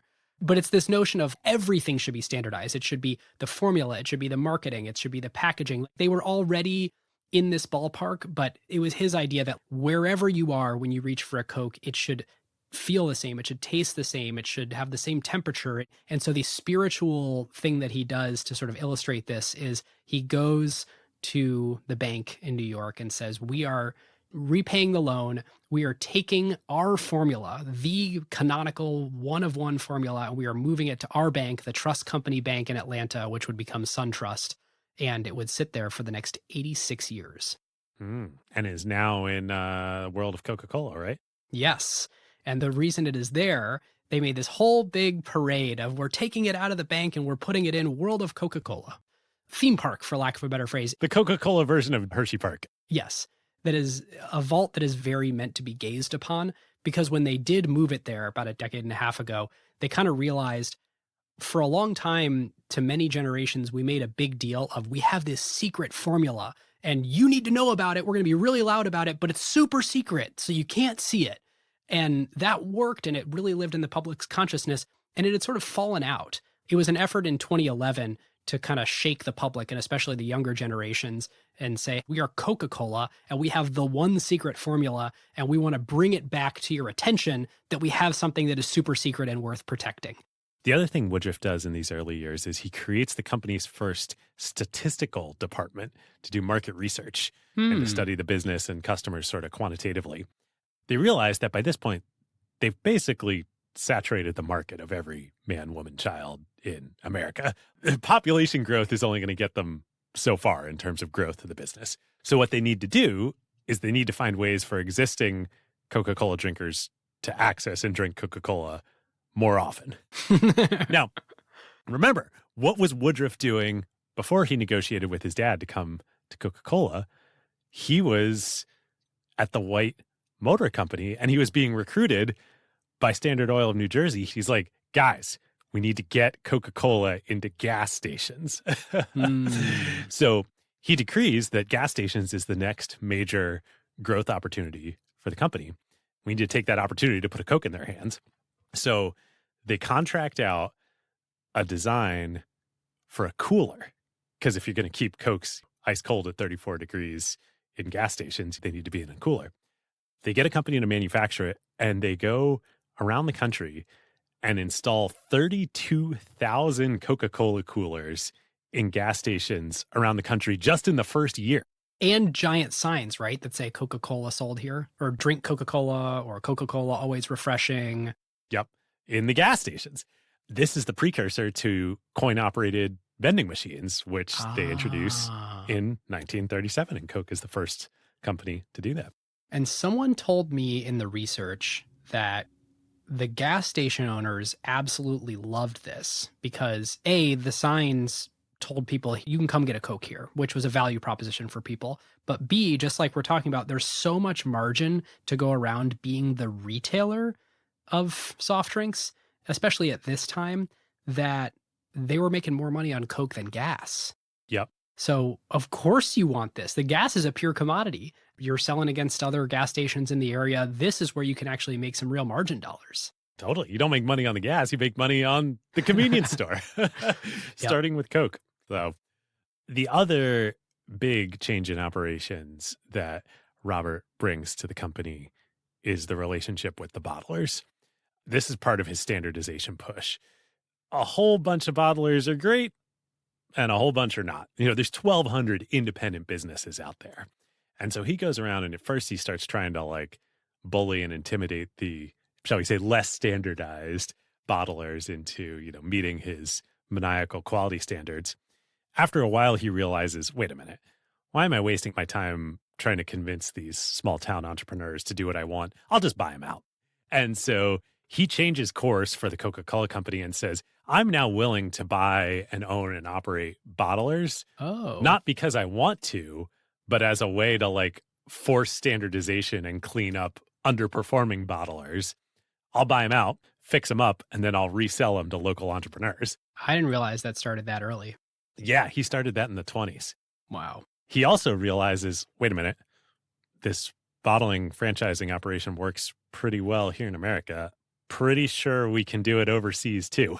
So during the 20s and 30s, he goes to Europe, he goes to South America, starts setting up international bottlers there. Same model, local entrepreneurs, locally owned businesses with every incentive in the world to push Coca-Cola. Yep. Now, there is still that one term of the deal that was, we will always sell a gallon for $1. That starts to become problematic with inflation. You want the ability to change the price at some point over several decades. And so it's pretty interesting to think about the two sides of the coin of having to sell it at $1 in perpetuity. The con is obviously, well, inflation's going to happen, and so our margins are going to get squeezed, where it's just going to cost more and more and more to make Coca-Cola. The bet that they basically were making is, well, since we can't raise prices at all, we need to scale to amortize all of our fixed costs and get greater and greater economies of scale on manufacturing. And so it sort of forced them into this massive scale mentality that they were already sort of in. They wanted to be the one Coca-Cola for the world. But this really backed them into that strategy as you don't have another strategy. Your economies of scale in manufacturing need to outpace inflation. So get going. Yep. And the flip side of it is it was also in the contract that the bottlers had to sell to retailers at the enforced retail price of 5 cents a Coke. Right. And as we get into the Depression, that becomes a huge lever against potential competitors. How's that? Because all the other competitors who are at much smaller scale than Coke, as the Depression hits and inflation starts running rampant, they need to raise their prices. But here's Coke, which is arguably a superior product. It's certainly superior in that its brand recognition is much wider than any competing cola. And Coke is cheaper. So it's this amazing leverage that they have over the market. So between the trademark litigation, the proprietary bottle, and now the pricing power across the market, Coke is just steamrolling all existing and potential competition out there. Which is so funny you say pricing power, because it's not more expensive. In fact, it's most often far less expensive than the competition. Yes, but I think the competition was having to hit the nickel price to try and compete with Coke, and their margins, because they were subscale, would be much, much, much worse. Yep. Coke can be profitable at way lower end consumer prices than the other subscale companies. Yes. It's like they actually have pricing power that they're not using. Yes, they have latent pricing power. It's like more strategic to them to not raise prices. Yes. So not good news for any competitors out there. And they basically all, except for a small handful, get steamrolled. Except for one, Pepsi. Which amazingly started way back when Coca-Cola started. Yep, 1894. And for many years, it was just one of the other colas out there, would-be competitors. Actually, I had no idea about this till doing the research. Pepsi tried to sell itself to Coca-Cola, like sell its operations to Coca-Cola 3 separate times over the years. 3? I didn't know that. 3 times. Wow. And Coca-Cola, the various owners over the years turned it down 3 times. Amazing. Until the Depression. And that is what changes Pepsi's fortunes. So Coke, like we've just been saying, is selling for a nickel, and it's super hard for anybody else to match it. But they had one weak spot that they didn't quite think through. And it was actually the proprietary Mae West Contour bottle. It was 6.5 ounces. That's not a lot of drink in that bottle, especially by today's standards. It's smaller than a mini can. I think the mini cans are 7.5 ounces today. Let's see. I got one right here. The mini can's very popular today. That's been a shift. 7.5. Yeah, it's crazy. The original bottles were smaller than this. 6.5 ounces. Very small. So even though they were a nickel, you weren't getting a lot of refreshment in that bottle. In 1934, Pepsi, in almost a last-ditch effort to try and just do something to stay alive and save the company, tests using recycled beer bottles, which are 12-ounce bottles, to sell Pepsi, also for a nickel. And when you say save the company, just before you go on, this is not new to Pepsi. The Pepsi that exists today is like 4 Pepsis later from the Pepsi that was started around the same time Coca-Cola was. Coca-Cola has been approximately one company all the way through. Pepsi's been bankrupt 2-3 times and sold to new owners, and completely new companies started with the word Pepsi in it. This has been a rocky road for them. Yes, but this is when it's fortune's turn. So 1934, they start selling Pepsi in 12-ounce recycled beer bottles. Now, they still have the same pricing pressure, and margin pressure from Coke selling at a nickel. But it turns out if you look at the unit drivers of margins on beverages. Oh, there's 2 expenses. There's sugar and there's the bottle, and then everything else is approximately free. So the amount of liquid in the bottle, like you said, Ben, is approximately free. Whether you're serving 6 ounces of liquid per bottle or 12 ounces of liquid per bottle or later 64 ounces of liquid per bottle, yep, not going to impact your margins that much. And hey, oh, by the way, there's a lot of existing 12-ounce beer bottles out there that we can buy up super cheap and put our Pepsi in. Pepsi starts selling 12-ounce bottles also for a nickel. Their cost structure just declined because they can get the recycled beer bottles. Didn't impact their margins by putting more liquid in there. And now they've got a really compelling consumer value proposition during the Depression. Twice as much cola for the same price. Yep.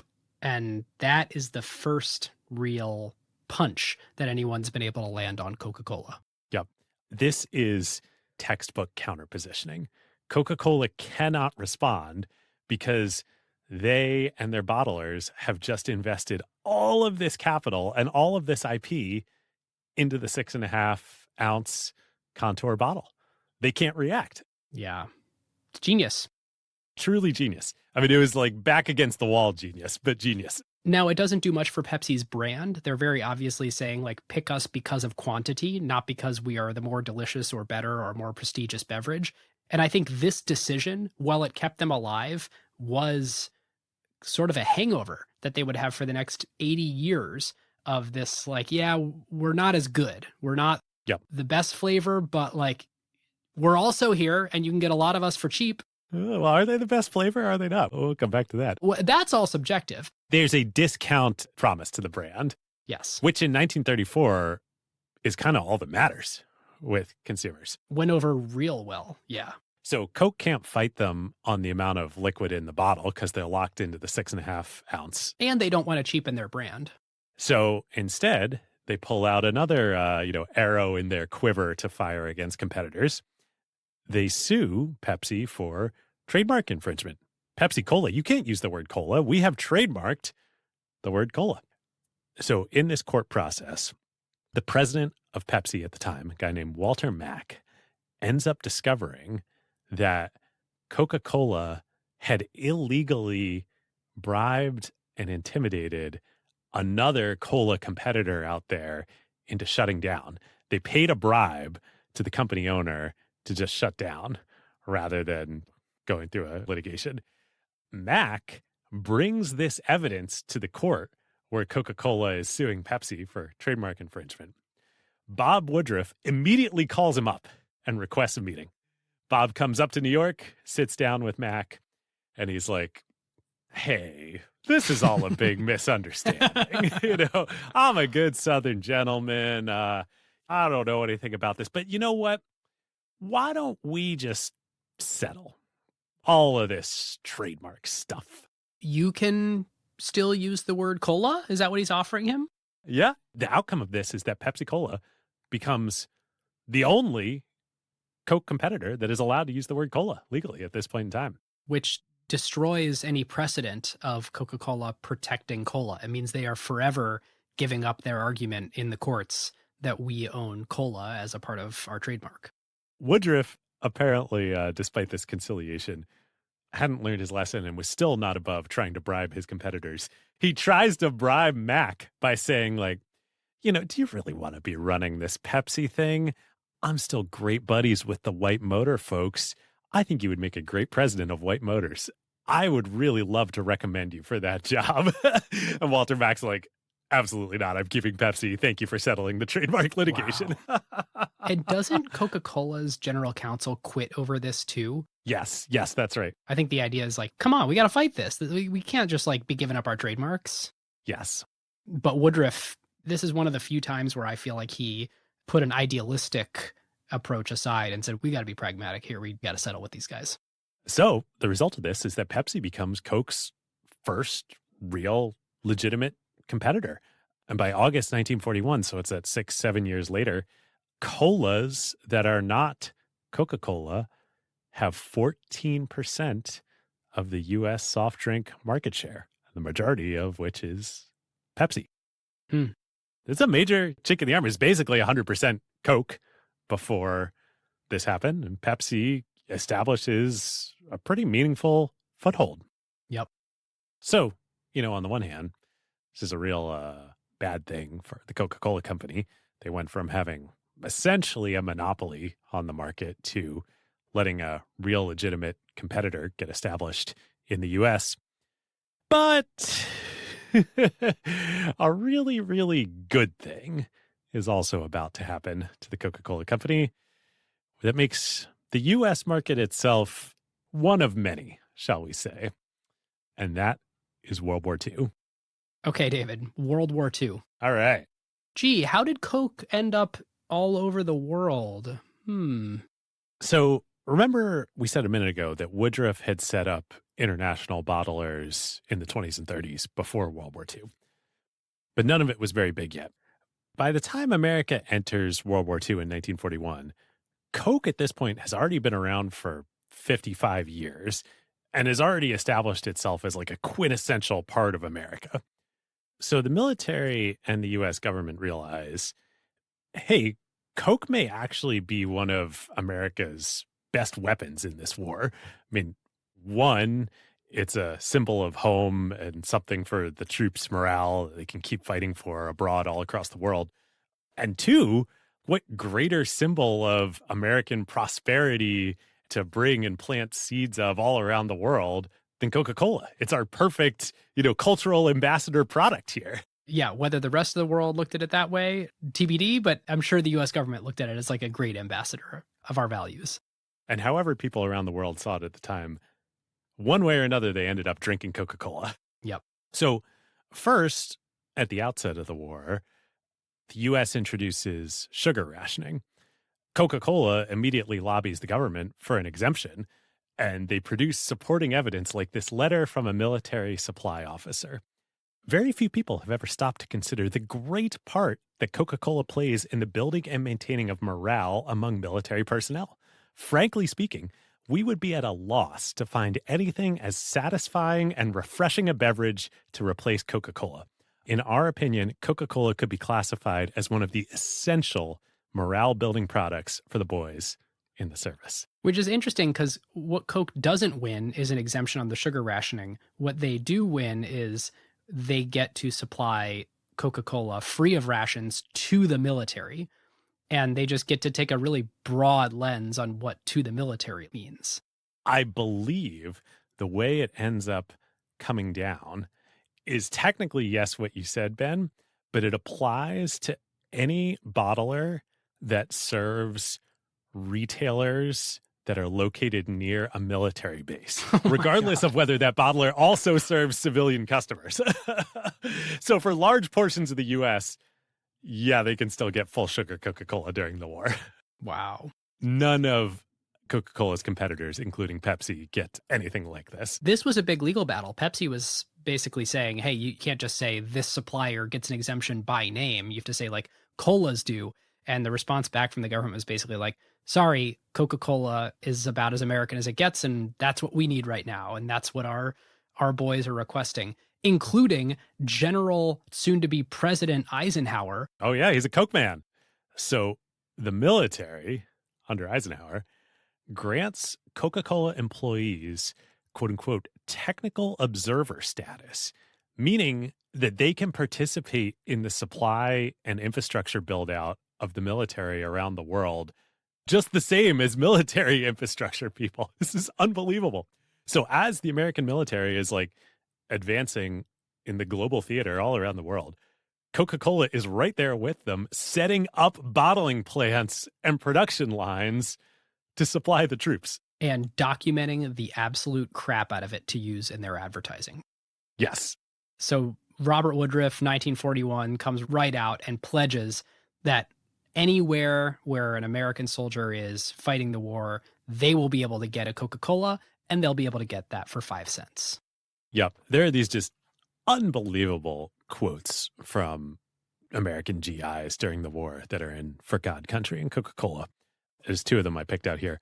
One, I always thought Coca-Cola was a wonderful drink, but on an island where few Americans have ever set foot, it is a godsend. I can truthfully say that I haven't seen smiles spread over a bunch of boys' faces as they did when they saw Coca-Cola in this godforsaken place. Wow. And then if anyone were to ask us what we are fighting for, we think half of us would answer the right to buy Coca-Cola again. These are actual quotes from letters from American GIs during the war. It's unbelievable. And supply them they did. 1941 to 1945, 64 portable bottling plants were sent to Asia, Europe, and North Africa. And the best estimates are that more than 5 billion bottles were distributed to troops during the war. Wow. I saw an estimate that it was 10 billion. Wow. Which, of course, the U.S. government loves just as much as it loved it during the war, because what better symbol of America to have left behind in all these countries around the world than Coca-Cola? Yep. So Coca-Cola internally ends up calling the war effort, quote, the greatest sampling program in the history of the world. And they estimate that the war effort opened up markets abroad for Coca-Cola that otherwise would have taken 25 years and untold millions of dollars of investment to open. Wow. To say it accelerated Coke's international rollout is like understatement of the century. That's international, but then back home, it really cemented Coke as this is apple pie in a bottle. All the servicemen coming home, Coke was the treat that you could get when you were at war. You better believe they're Coke drinkers for life now. They're not switching brands. So after the war in 1950, a third of Coke's profits are already coming from abroad, from all these bottlers that they got set up. And Time magazine features Coca-Cola on the cover of Time magazine. Have you seen this? Oh, wasn't it the first product ever on the cover of the magazine? It might have been. I'm not sure about that, but have you seen what the image is? No. It's a painting, like an oil painting, of an anthropomorphized red Coca-Cola disc with arms and a face.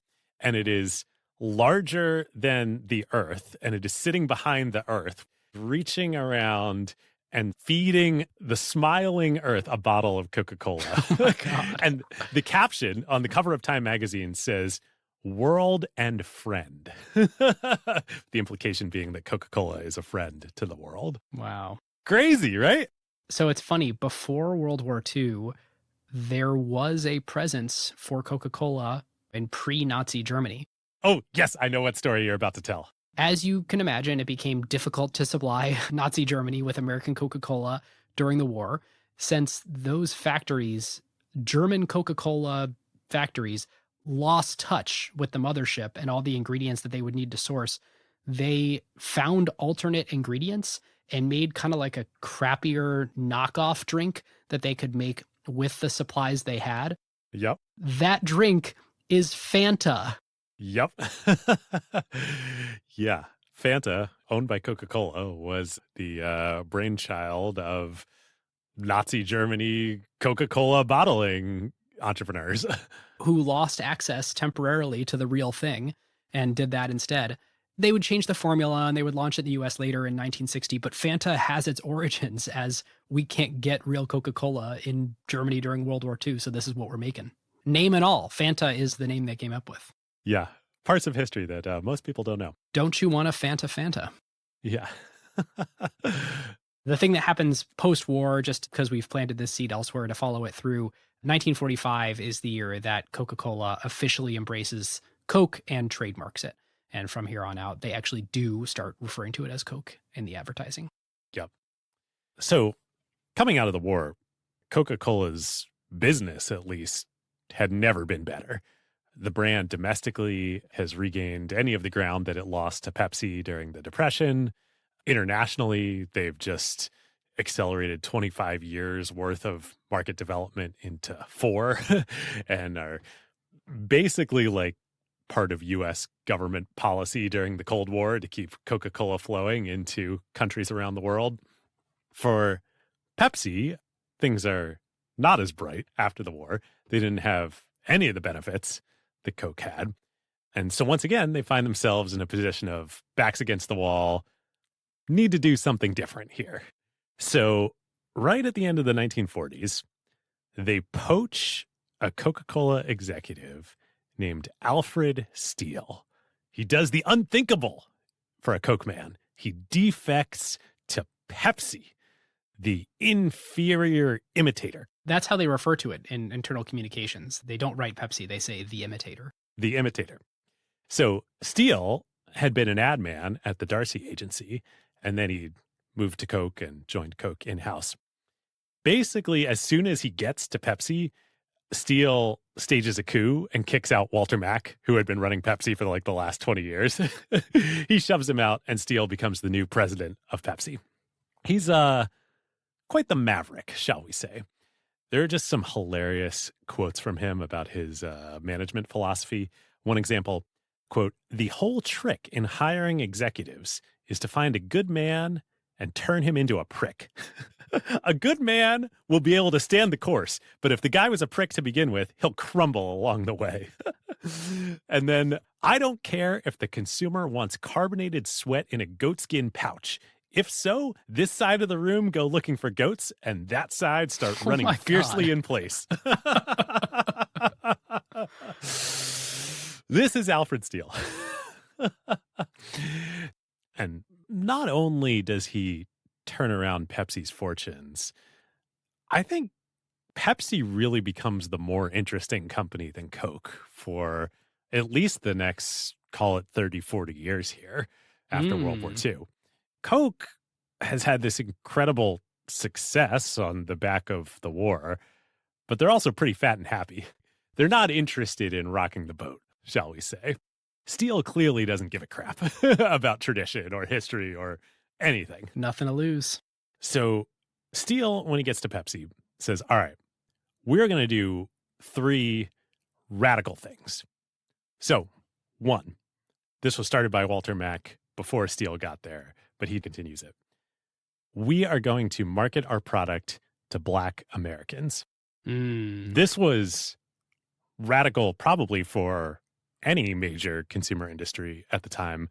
We are going to hire an all-Black sales team that is going to target Black retail outlets for Pepsi. We are going to run marketing campaigns specifically targeted at the Black community with Black celebrities.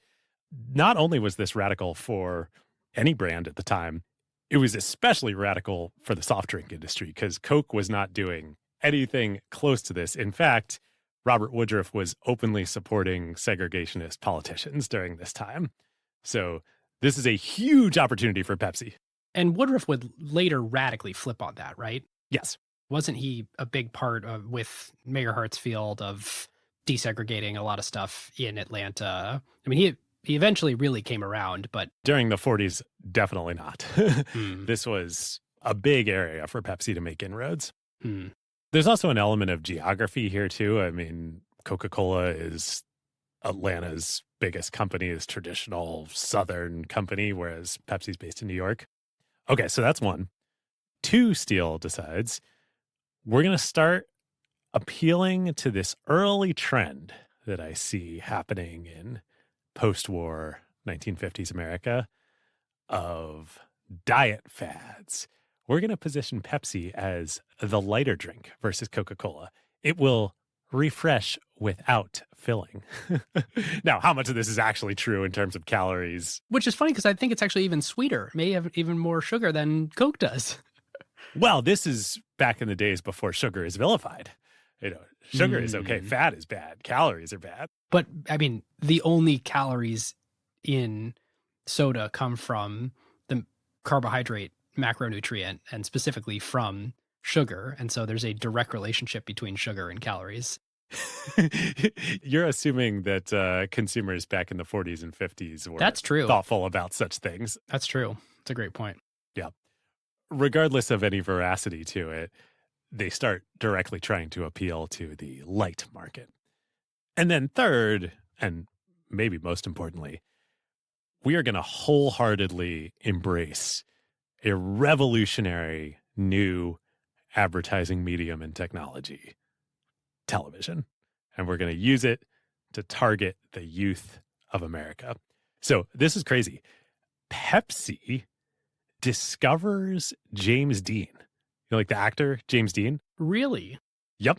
His very first acting job is in a either 49 or 50 Pepsi commercial. Wow, I had no idea. This ultimately would morph into like the Pepsi generation ads later, and then the choice of a new generation, Generation Next. All the Pepsi marketing for the next 30, 40, 50 years of like, we are for the young people, we're for the next generation. It all starts with TV and Alfred Steele in the 1950s. So all three of these things work pretty fantastically well. In addition to Steele also bringing over just generally better operational practices to Pepsi from Coke. He knows what a real professional operation is like. He brings standardization and tighter controls over the bottlers. Because Pepsi had a similar, or today even still has a similar bottling system, right? Where they have bottlers outside the company. Yes, but Pepsi, at least until this point in time, never had anywhere near the same kind of operational excellence, you would call it today, as Coca-Cola. I mean, remember back to the 12-ounce bottles? They were using recycled beer bottles. They're putting Right. Pepsi in beer bottles. Fair. That's what Steele's working with here when he gets to Pepsi. So on the back of this, Pepsi's U.S. market share jumps pretty astronomically. It's in the low 20s in the early 1950s. By 1955, it's 35% of domestic market share in America. Whoa. And basically, all of that is coming at the expense of Coke. I mean, Coke is still this beloved American brand, but with these three things that Steele is doing, like, he starts getting a significant amount of the market. I mean, Coke's not targeting Black people. Coke hasn't embraced television yet. And Coke hasn't even crossed their minds about anything diet yet. It's true. And they're starting to be thought of a little bit. I mean, this would happen much more in the 70s and 80s, but they're starting to be thought of a little bit as the soda for your parents, not our soda, the cool new soda. Not the choice of a new generation, Ben. That's right. So by the mid-50s, Woodruff back at Coke is finally like, all right, got to respond. We need to make a radical move of our own.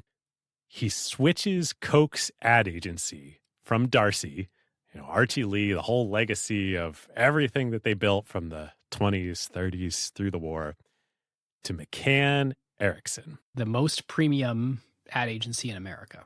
Yep. And one of the first things, this is incredible, I found in the research, that McCann does when it comes on board with the Coke account is it starts conducting scientific market research. And one of the first things they do is they run a blind taste test between Coke and Pepsi. No way. Coke runs this first internally? Coke runs this first in the late 1950s, or McCann does for Coke. And guess what they find? That people prefer Pepsi? Consumers, when presented with the two drinks, Coke and Pepsi, in a blind taste test, a statistically significant number of people prefer the taste of Pepsi. Wow. I'm pretty sure Pepsi doesn't even know this yet.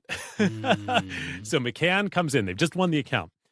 They think this is, we found this like a really, really important thing. They come, they present it to Woodruff. They present the findings.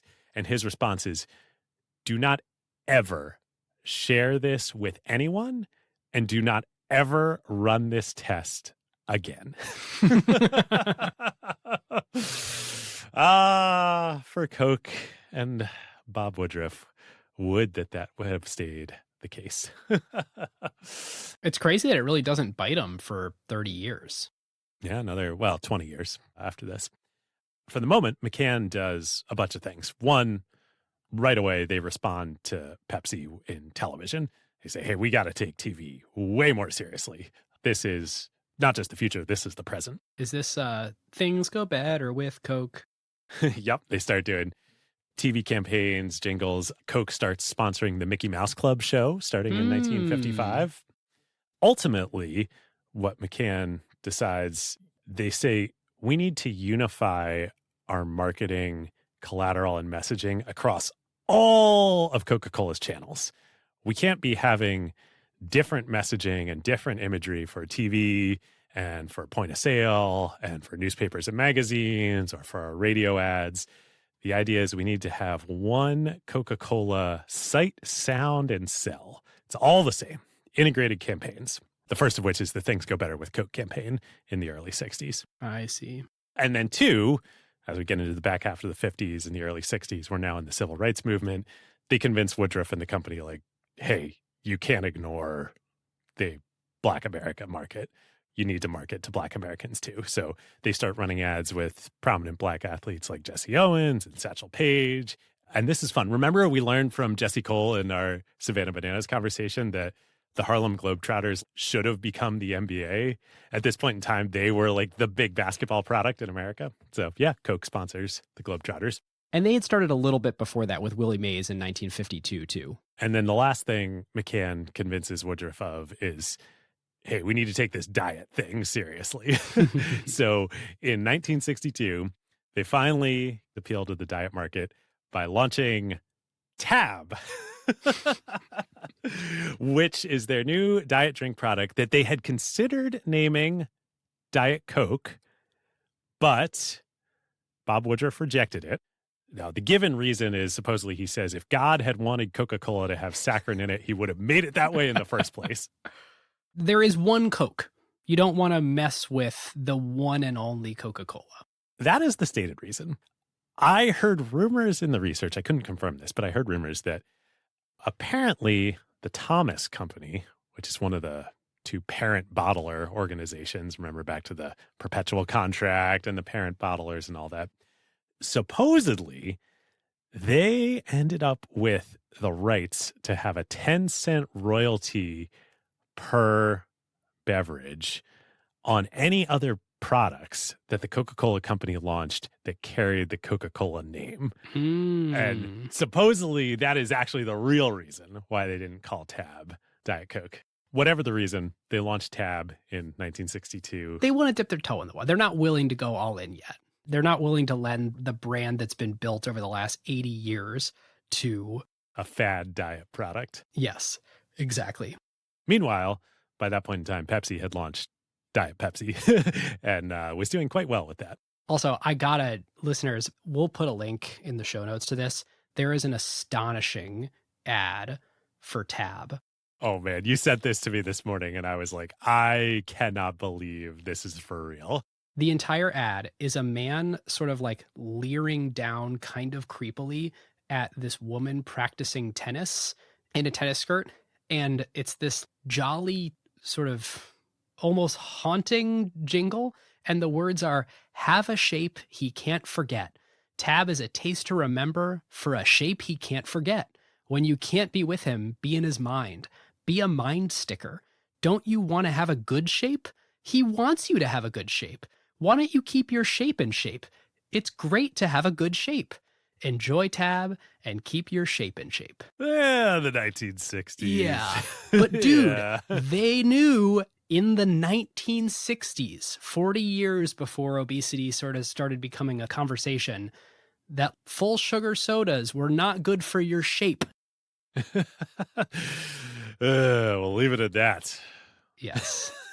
Yeah. So, they do enter the diet market. But the diet market becomes real and enduring from this point forward. Tab quickly becomes the best-selling diet soda in America, I think in the world, and stays that way all the way up until they release Diet Coke, which we'll talk about in a little bit.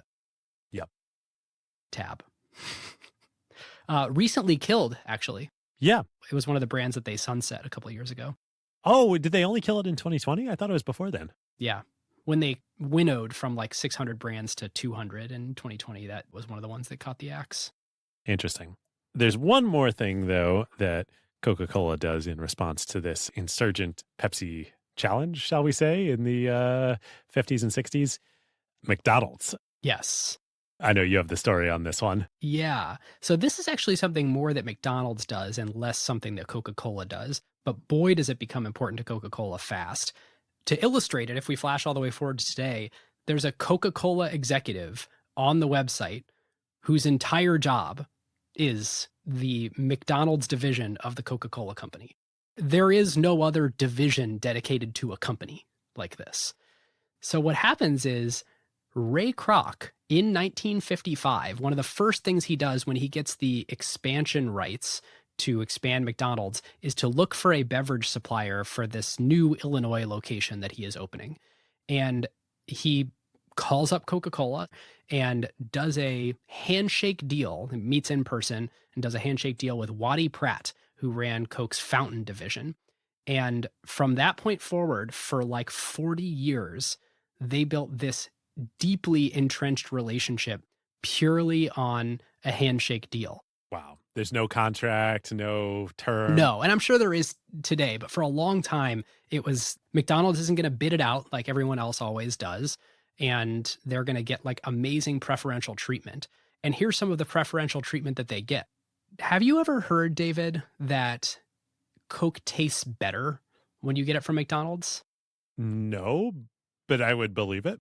This is like a big thing. People like insist that I prefer to swing by McDonald's to get a Coke versus getting it somewhere else. And if you press, is it just that it's a fountain and you like fountain versus bottle? Or and they're like, no, it's actually better at McDonald's. It is better at McDonald's. No way. Here are a variety of things that I've heard from somewhat credible sources and that show up in articles that may contribute to the taste actually being better. The thing that is definitely true is Coca-Cola ships the formula to McDonald's in stainless steel tanks instead of being delivered in bags. Normally it's bags wrapped in cardboard, and it's actually delivered through the bottlers. Even though the bottlers have nothing to do with it, they are the delivery arm. Oh, yeah, because this is the fountain business. Yeah. Coke doesn't actually deliver the syrups to all these restaurants. The bottlers do it on behalf of them, even though there's no bottles involved. So Coke is quote unquote selling directly when they sell syrup to fountain owners. But the bottlers are doing the delivery. Yes. With McDonald's, it's different. It comes in these stainless steel tanks.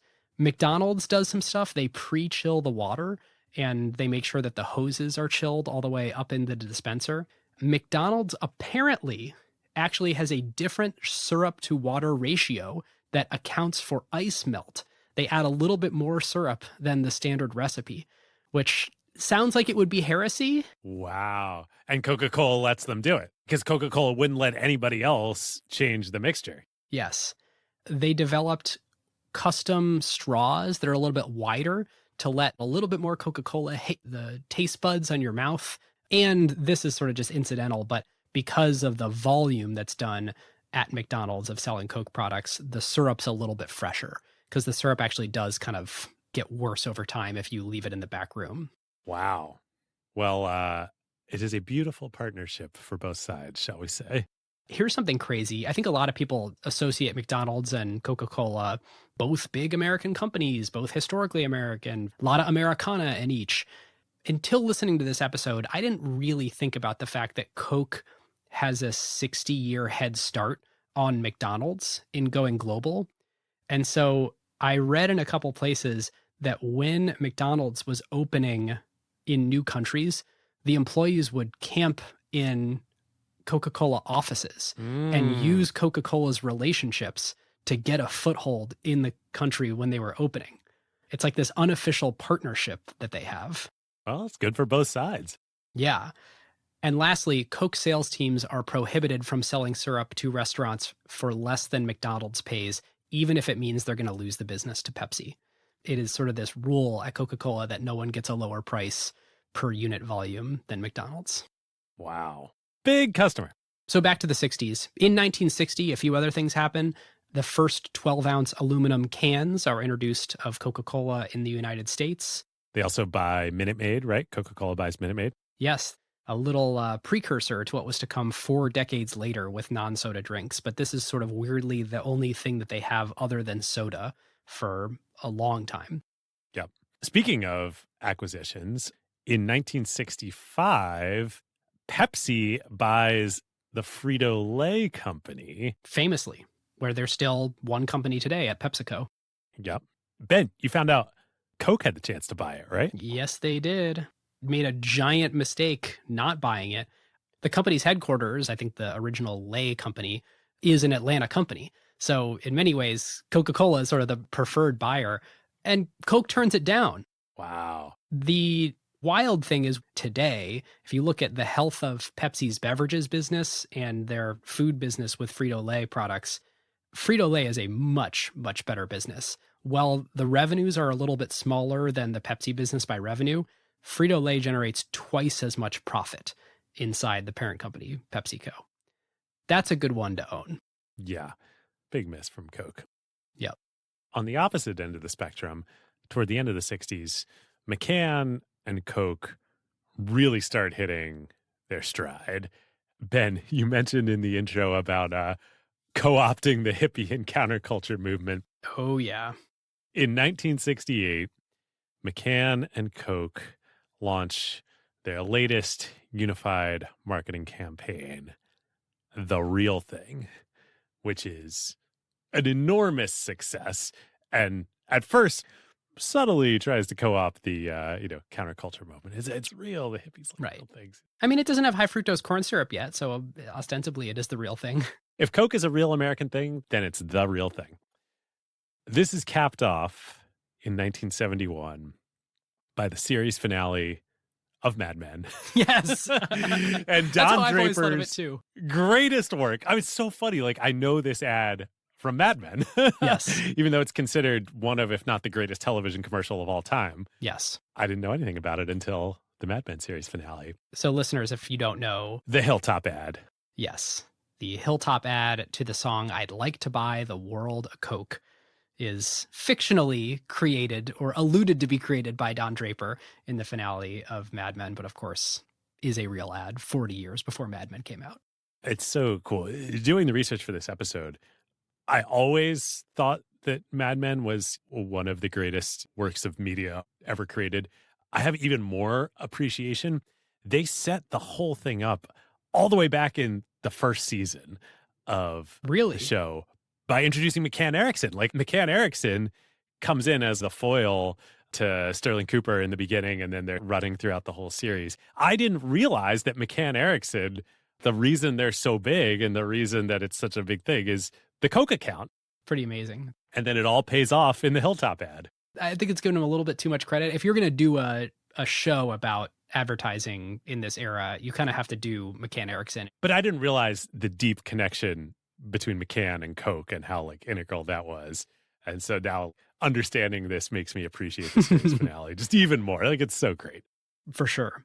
So the story behind this ad is awesome. So Bill Backer at McCann Erickson, who was sort of the big partner of Coca-Cola's there. The Archie Lee of his day. Yes, for a long time.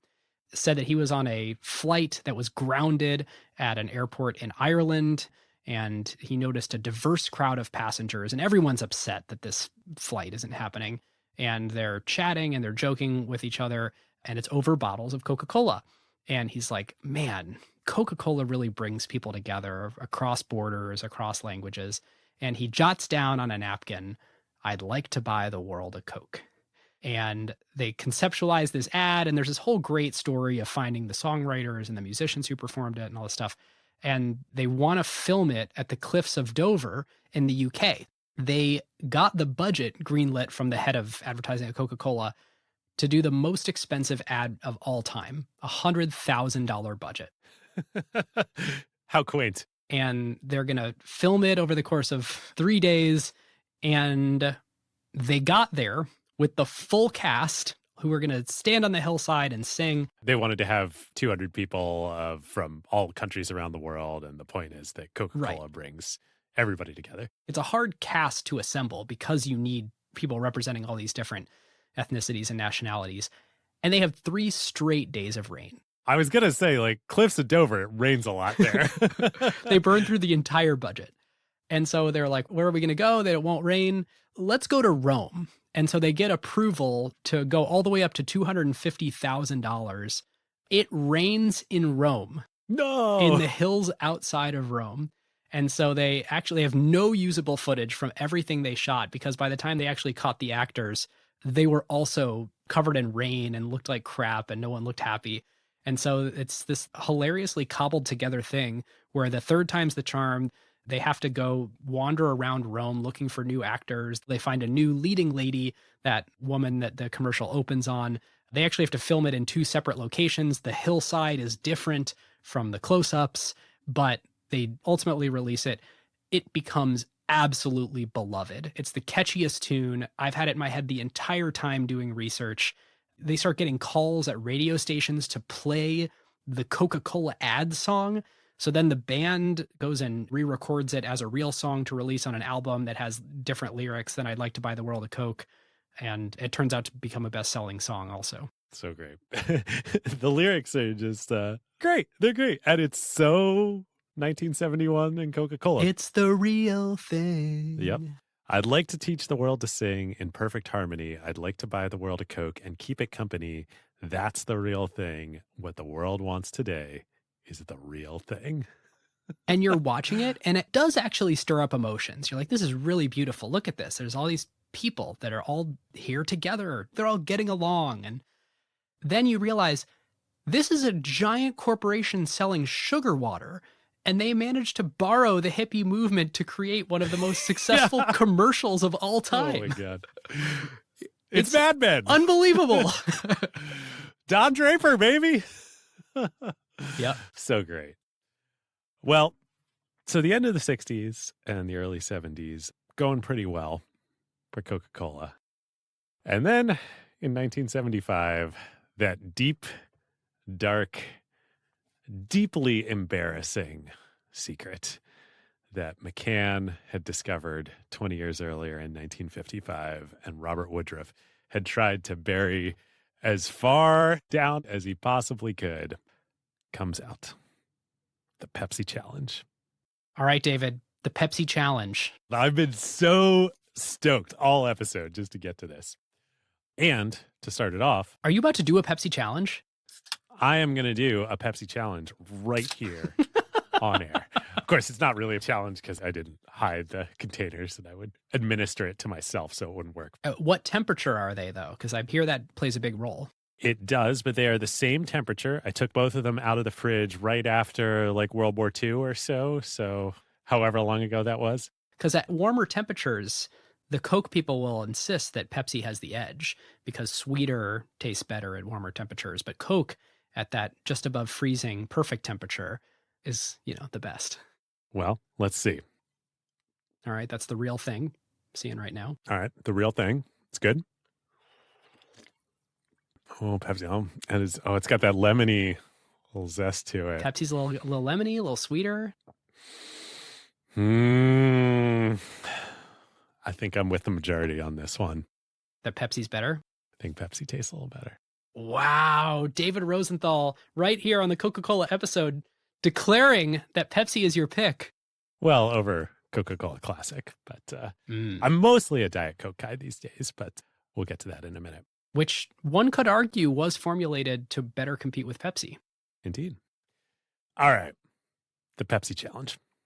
So back in 1967, a young Wharton MBA graduate joins Pepsi after a few years of working at IPG, the big ad agency which owned, and I believe still owns, McCann Erickson, parent company of McCann. Yep, they do. Interpublic Group. Now, Ben, I know you know who we're talking about here, but listeners, you all are in for a real fun surprise when we reveal who this person is in a minute. So Pepsi, as we've discussed, up until Alfred Steele came in, had always been kind of a seat of the pants, school of hard knocks management type company. This person who joins, I think, might have been the first MBA to join the company. And he was one of the very few, even like college graduates. So he comes in as the director of new product development. And the first new product that he develops and hits the market isn't a new drink, but rather a new bottle. A really, really big bottle, 64 ounces. He realizes in doing market research that, hey, supermarkets are becoming more and more of a thing. We're now in the late 60s, early 70s here. There's a really underserved part of the soft drink market, which is large families and parties for at-home consumption. Buying a whole bunch of pretty heavy breakable glass bottles and lugging them home for your large family or a party that you're throwing. Or even cans. Who wants to open a single can for each person around the dinner table? Totally. And again, remember how we talked about the cost scaling element of soda is not volume of soda. So it doesn't actually cost that much to go from 6.5 ounces to 12 ounces to, a whole lot of ounces. This is why basically anyone is willing to sell you free refills on your fountain drink. Yep.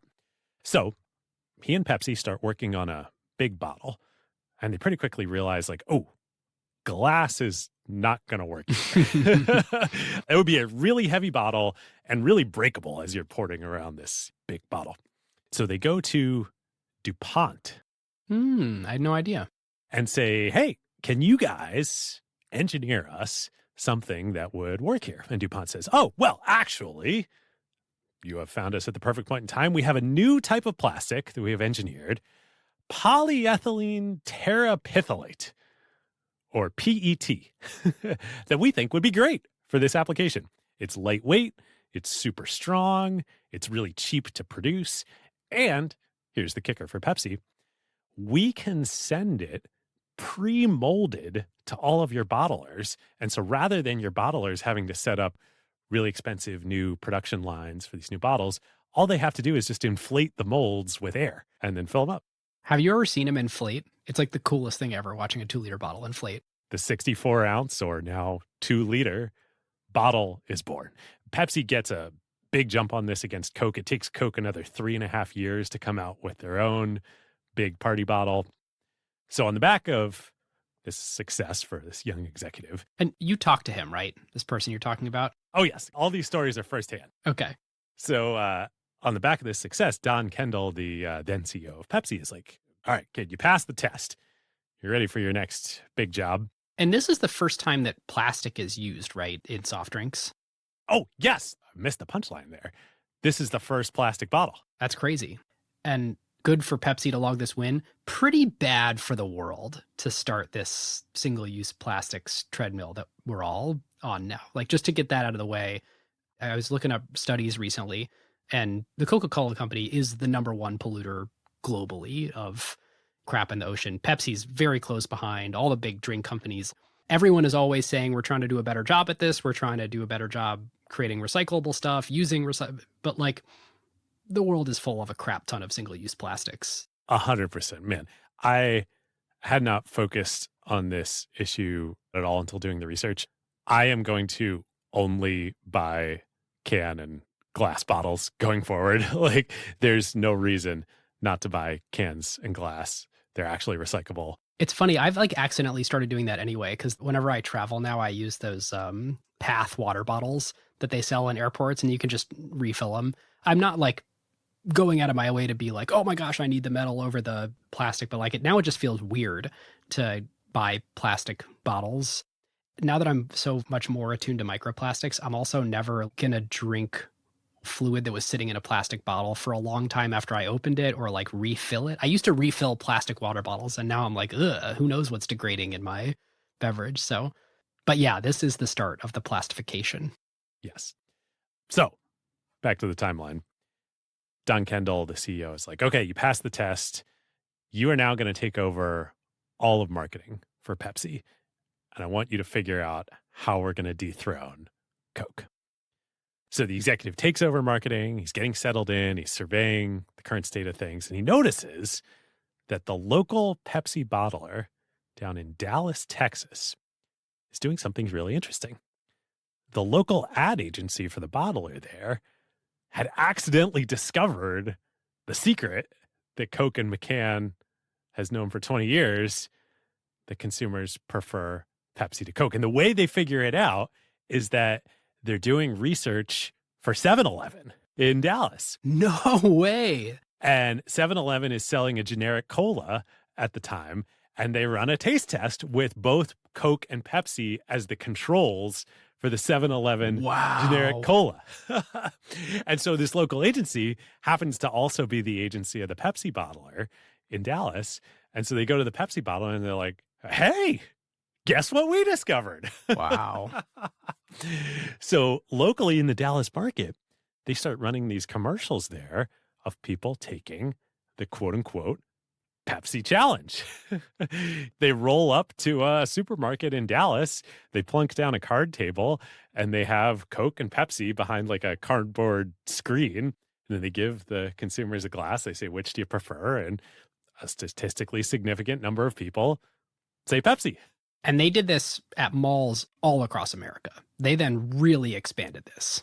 Well, we'll get to that. Now, yeah, at first, this is just the local Dallas bottler that's doing it. It's a huge success. Pepsi's market share in Dallas jumps by 14% thanks to these ads. Like it really, really resonates with consumers. So the new VP of marketing sees this and he's like, oh okay, we got to blow this out. But we're not going to do what Coke would do.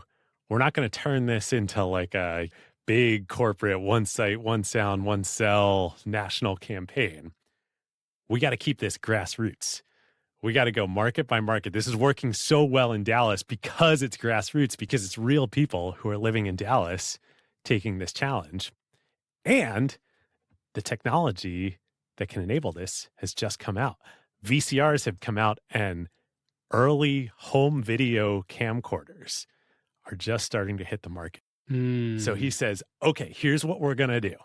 We're going to go buy a ton of home video camcorders. Oh, that's awesome. And card tables. We're going to distribute them to all of Pepsi's local bottlers all around the country. We're going to inform them about the Pepsi challenge, and we're going to say, go run your own versions of the Pepsi challenge. Oh, wow. Film them with the camcorders of real people in your markets taking the Pepsi challenge and put them on local television, like local ad spots on local TV channels. And this is like maybe the most successful grassroots marketing campaign in history. I didn't even realize it was grassroots. 'Cause, I mean, everyone knows that. The Pepsi challenge is almost like a descriptive way to describe a form of marketing. Like, do you remember when Microsoft did Bing It On? It was like, oh, I see the Pepsi challenge for search.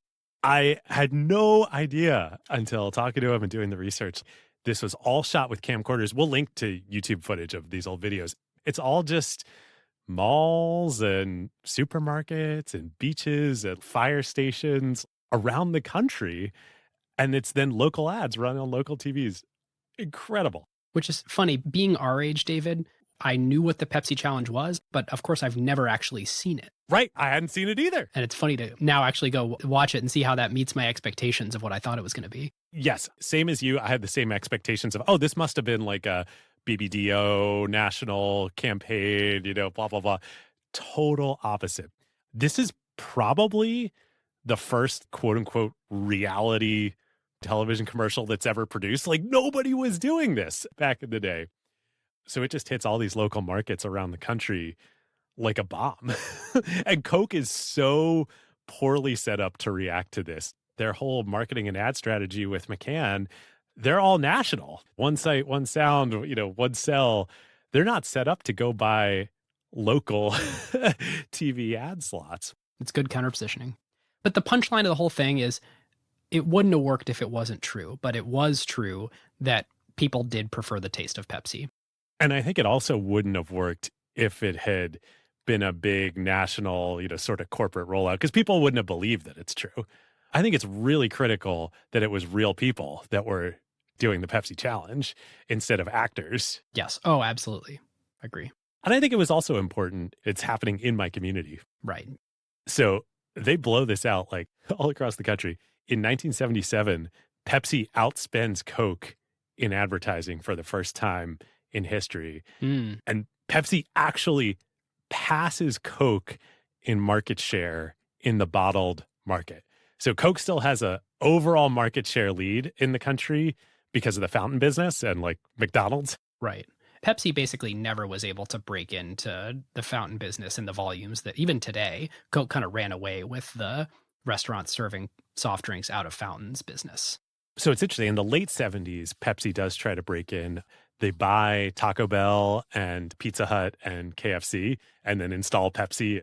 But yeah, it never approaches Coke. Which actually kind of backfires because then Coke uses it to countersell, and they start going around to everyone else that is considering Coke or Pepsi and saying, Pepsi owns these restaurants that are competing with you. Why do you want to give them more profit dollars? And so then Coke is able to win sales on that, which is, I think, is part of why Pepsi then spun that all out as Yum Brands, but also just kind of because I think it was a drag on their business. Yep. So on the back of this huge, nationally known, obvious success with the Pepsi challenge, the young marketing executive starts to become, pretty known in the business community. And David, we should say who it is now. His name is John Scully. Yep. And for some of you, that will mean a lot. And for most of you, that will mean a lot in about 30 seconds. John starts getting a bunch of CEO offers coming in from recruiters on the back of his success. And, he loves Pepsi. He's built his career there. But finally, in 1983, he gets an offer that he can't refuse. Steve Jobs comes to pitch him and says, do you want to sell sugar water for the rest of your life? Or do you want to come with me and change the world? And he goes with Steve and joins Apple Computer as CEO in 1983. Yeah. And finish the story, David. What would then happen after John became CEO of Apple? Well, I think the narrative that a lot of people know, we'll have to save this for our Apple episode someday, is things did not go well. Steve Jobs got kicked out of the company. Apple floundered. Jobs had to come back. Scully actually grew Apple's revenue from under $1 billion when he joined to almost $8 billion when he left. Ah, well, Tim Cook before Tim Cook. And then there would be 2 more CEOs, I think, before Jobs came back. Yeah. Gil Amelio and Michael Spindler. That's right. But yeah, John is awesome, by the way. He's 87 years old. He's a huge Acquired fan. He's listened to every single episode that we've done. Also, thank you to Arvind Navaratnam, friend of the show, for introducing us. It was a fun email to get of like, wait, John Scully listens to Acquired? Yeah, so cool. He's currently on the board of 3 different companies that he's helped start over the last couple of years.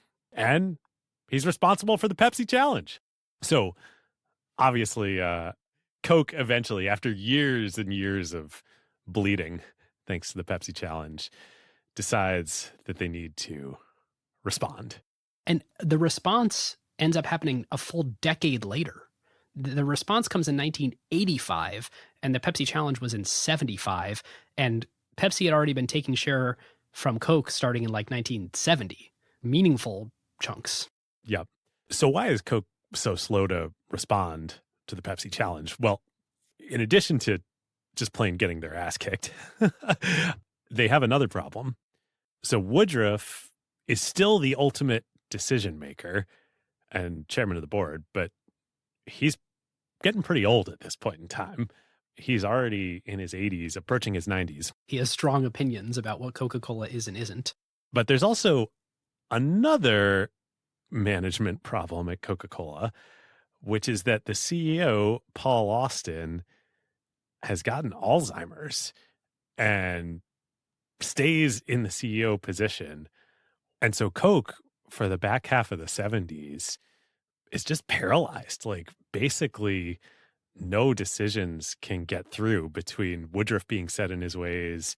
And it's hard for him to see, read, hear. I mean, it's hard to communicate with, in addition with having strong opinions and control of the company. Yep. And then you have a CEO suffering from Alzheimer's, and Woodruff probably doesn't recognize what's happening. It's a real mess. Yep. All of this finally resolves in May of 1980 when the board appoints a young chemical engineer named Roberto Goizueta as CEO. So Goizueta was a Cuban immigrant who had worked his way up to become head of technical research at age 35, and he was one of the mythical two people who knew the secret formula. That's right, because he was a chemical engineer. I mean, he was on the product formulation side of things. Yep.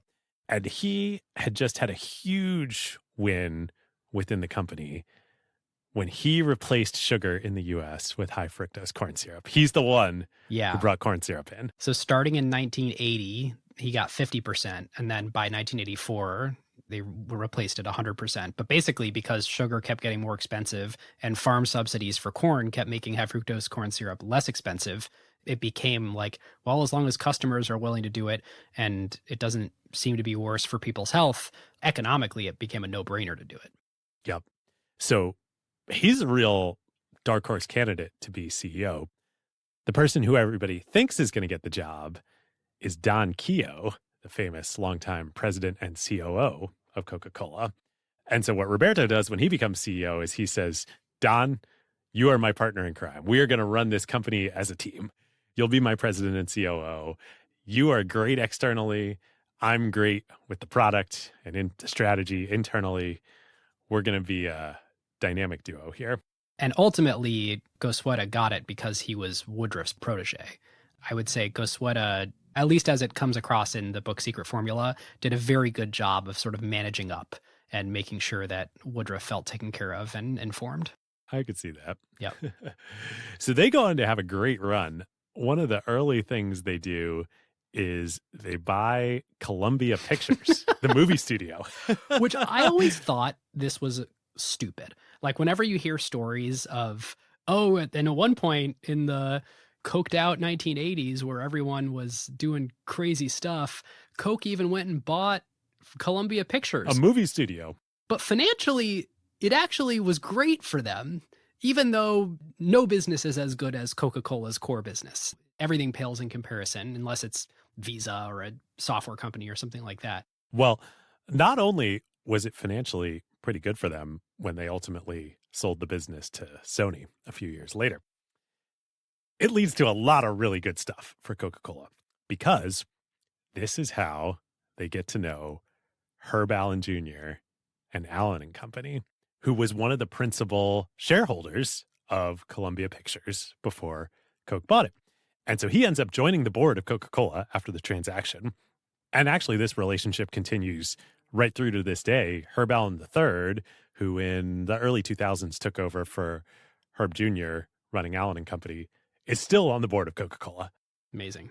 So this is how Coca-Cola executives start going to Sun Valley, where Don Keough reconnects from his old neighbor from his early young professional days when he was working in his first job in Omaha, Nebraska. This is insane. Living on Farnham Street in Omaha, where he was neighbors with Warren Buffett. Warren Buffett is like this real life Forrest Gump. I mean, the number of things that he invested in that would become these unbelievable bonanza investments, like greatest of all time investments. Oh, it was a guy who lived on my street. Oh, it was the woman that ran the furniture store in my town growing up. It happens over and over and over again. Are you kidding me? Don Keough was Warren Buffett's old neighbor? Don's first job out of college, he worked for, I believe, a coffee company that ended up getting acquired by Coca-Cola, and that's how he came into Coca-Cola. But yeah, he was just living in Omaha on Farnham Street. Crazy. And so this is how the Berkshire Coca-Cola relationship starts. Well, so Warren, at this point in time, as we covered on our Berkshire series, is a Pepsi guy. He's part of the new generation. He took the Pepsi challenge. Keough converts him to Coke by telling him about this new product that they're going to launch, Cherry Coke, because Buffett loved cherry syrup in his Pepsi. And so he converts Warren to a Coke guy before Warren ever invests $1 in the Coca-Cola Company. And Warren reportedly drinks 5 Cherry Cokes a day. Yeah, he is perhaps single-handedly supporting his investment these days. Later on at Sun Valley, Bill Gates lets it slip on a panel with Warren and Roberto and Don Keough that Warren has always told Bill that Coca-Cola could be run by a ham sandwich. While Roberto is sitting right there. Yeah, Roberto gets very offended and apparently never talks to Bill Gates again. Now, given what's about to happen here, it's actually highly debatable whether Roberto was a ham sandwich or not. My opinion has always been that Coca-Cola is the type of business that can be run. But maybe let's save this for the quintessence. Like, we should finish the episode deciding if that is true about the Coca-Cola Company or not. Yes. Well, Roberto is about to become responsible for both the company's greatest success since Coca-Cola and its worst disaster of all time. Yes. Okay. So first, the success. Of course, we're talking about the most successful diet drink in the history of humankind. Basically the only soda that I drink today, Diet Coke. You're a Diet Coke man, not a Coke Zero man. I'm a Diet Coke guy. Yeah, I know Coke Zero was sort of marketed as the Diet Coke for men, but like Diet Coke. And not just for men, but also the one that's closer to the original Coca-Cola formula. Diet Coke is sort of meant to be its own thing. Yeah, they did those great ads of the taste infringement ads. Do you remember those? Oh, I don't remember them. Oh, yeah. When Coke Zero launched, they did all this series of ads of Coca-Cola lawyers going around suing Coke Zero for taste infringement. It's a great premise. Great sort of self-reflective advertising from Coca-Cola there. So Diet Coke is fascinating because they did start work on it earlier in the 70s. It didn't come out till 1982, but they're kind of in the lab tinkering with the flavor because the Pepsi challenge has basically thrown down the gauntlet that Americans prefer the taste of Pepsi. And they're starting to play with this idea of like, okay, obviously we're not going to replace Coke, but like, is there a way that we can make something that does compete with Pepsi, that tastes a little bit more like Pepsi, that tastes lighter or sweeter? Or they're in the lab, they're working on it. And eventually they do land on this formula that they think is great. And it's artificially sweetened, as you're talking about. It is a huge risk in two ways to release Diet Coke. One is because of everything we talked about earlier. You got to be really careful with the Coca-Cola brand. It's the sacred cow. But two, Tab is currently, in 1982, the best-selling diet drink in the world. So why would you release another diet drink that risks dethroning the one that you have that is the clear winner? And the answer is, you need a win. A, you need a win. B, it is so clear that diet is going to be a gigantic market, and that's the way the world is going. And we're just holding ourselves back from competing with our best foot forward by not using our big brand. Yep. There was one other reason why they finally decided in the late 70s to start work on Diet Coke. In 1975, the Coca-Cola Company acquired the Thomas Company. Oh. So to the extent that the Thomas Company and the parent bottlers, if it is true that they had a right to a 10-cent royalty on other Coca-Cola drinks, that is no longer a problem. Fascinating. So, David, do you know about how they announced Diet Coke? Oh, I was going to ask you the same thing. I thought I was going to get you. Of course I do. I'd be surprised if any listeners know, but listeners, you are going to delight in learning this with us. They announced Diet Coke in the summer of 1982. In July of 1982. The same month. That's right. 43 years before? 43 years before us. A very special location in the acquired cinematic universe, Radio City Music Hall. That's right. Diet Coke was announced on stage with the Rockettes performing to celebrate the new beverage. That's right. To say it works is quite the understatement. By the end of 1983, the first full year on the market, Diet Coke is the #1 diet drink in America. And unlike Tab, which clearly from that commercial that you talked about earlier was exclusively marketed to women, 30% of Diet Coke drinkers, even in the early days, are men. And by 1984, Diet Coke becomes the third best selling soft drink in America, period, behind Coke and Pepsi. And Diet Coke costs significantly less for Coke to produce because it doesn't have sugar. Yeah. You know what's not as expensive? Artificial sweeteners. Yes. So Diet Coke is Gosueta's like huge grand slam win. And the way they market it is not apologetic. The campaign is just for the taste of it. They are full on marketing that this tastes great and it also happens to have no calories. This is Coca-Cola playing offense. Win-win. And it works incredibly well. You can have your Coke and drink it too. That's right. And then Gosueta decides to play defense. Yeah. With New Coke. So despite all the success of Diet Coke, and it was a huge success, even in 1982, 83, 84, 10-ish years into the Pepsi challenge, it's still kicking Coca-Cola's ass. Coke in 1982 brought in Bill Cosby as their main celebrity endorser. That's right. And we'll also link to these in the show notes. The spots that they have him do in 82, 83, 84 are directly addressing the Pepsi challenge. It's unbelievable. Coca-Cola is a singular N of one product. Coca-Cola does not exist in a universe with other competitors. And here's Bill Cosby directly talking about Pepsi and the challenge. It's the worst thing that Coca-Cola could possibly do. They were in bad shape. They are bleeding. And Pepsi, of course, in typical Pepsi fashion, says, oh, you just signed Bill Cosby and you're talking about the Pepsi challenge in your spots? We're going to sign Michael Jackson. Just brutal. Obviously, both of those men, the world would later find out, were deeply problematic. But at the time, I think they had among, if not the highest Q ratings of any celebrity in the world.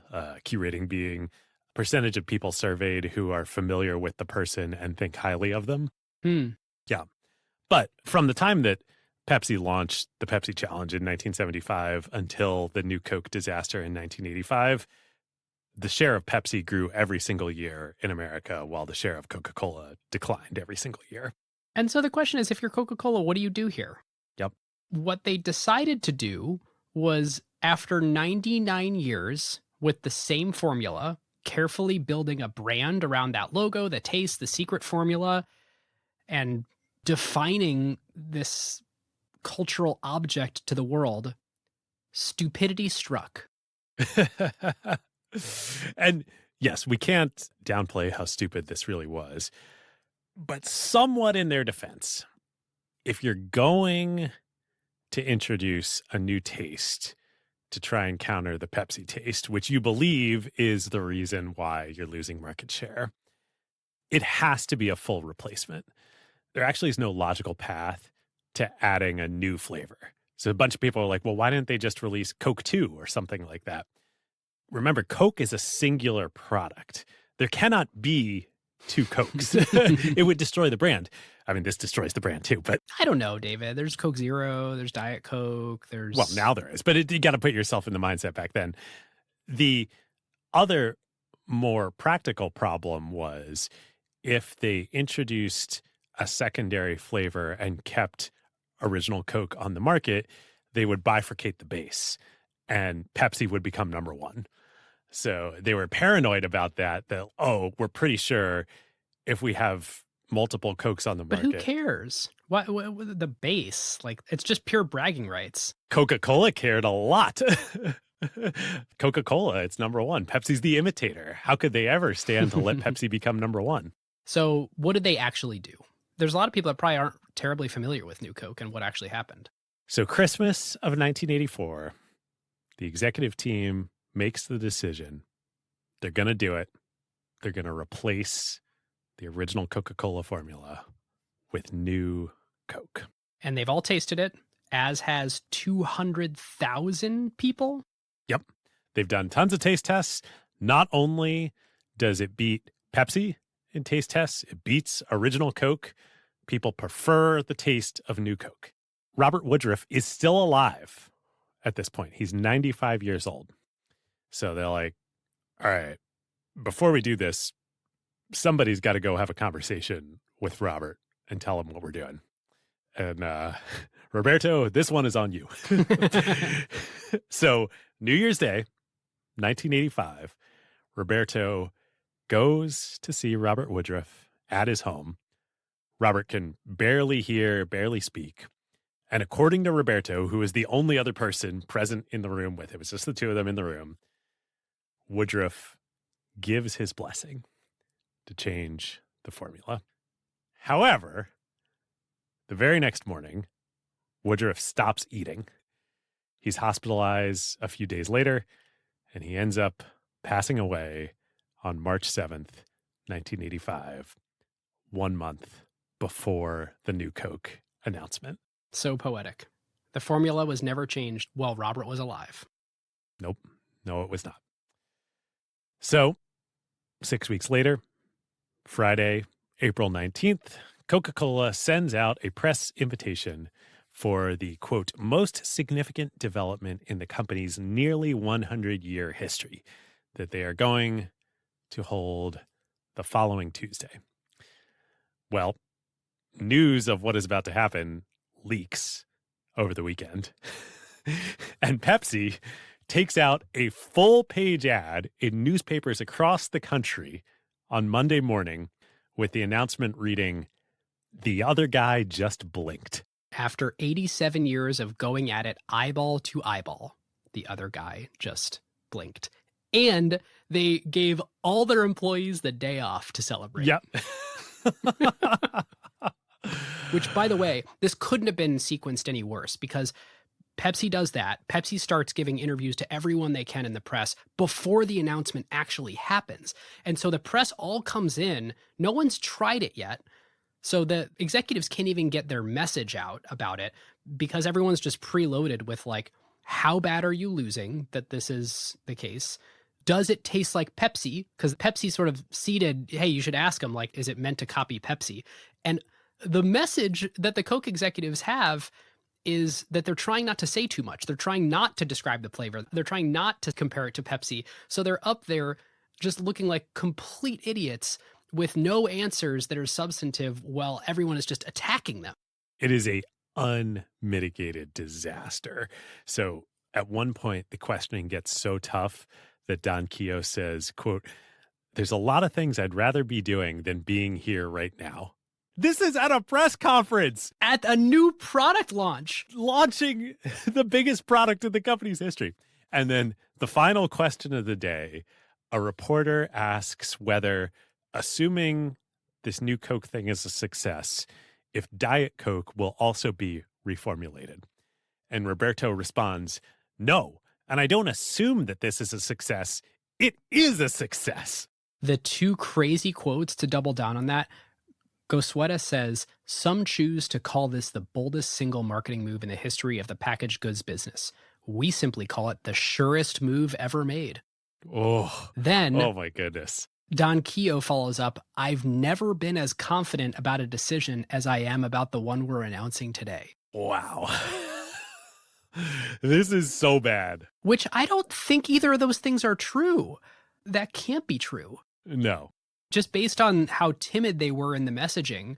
So it turns out that in all the research that they conducted for New Coke, all 200,000 people that they did the taste test with, they never asked them how they would feel if this new beverage replaced the old Coca-Cola. And Gosueta's response to this in later years is you can't ask a question like that because people don't know.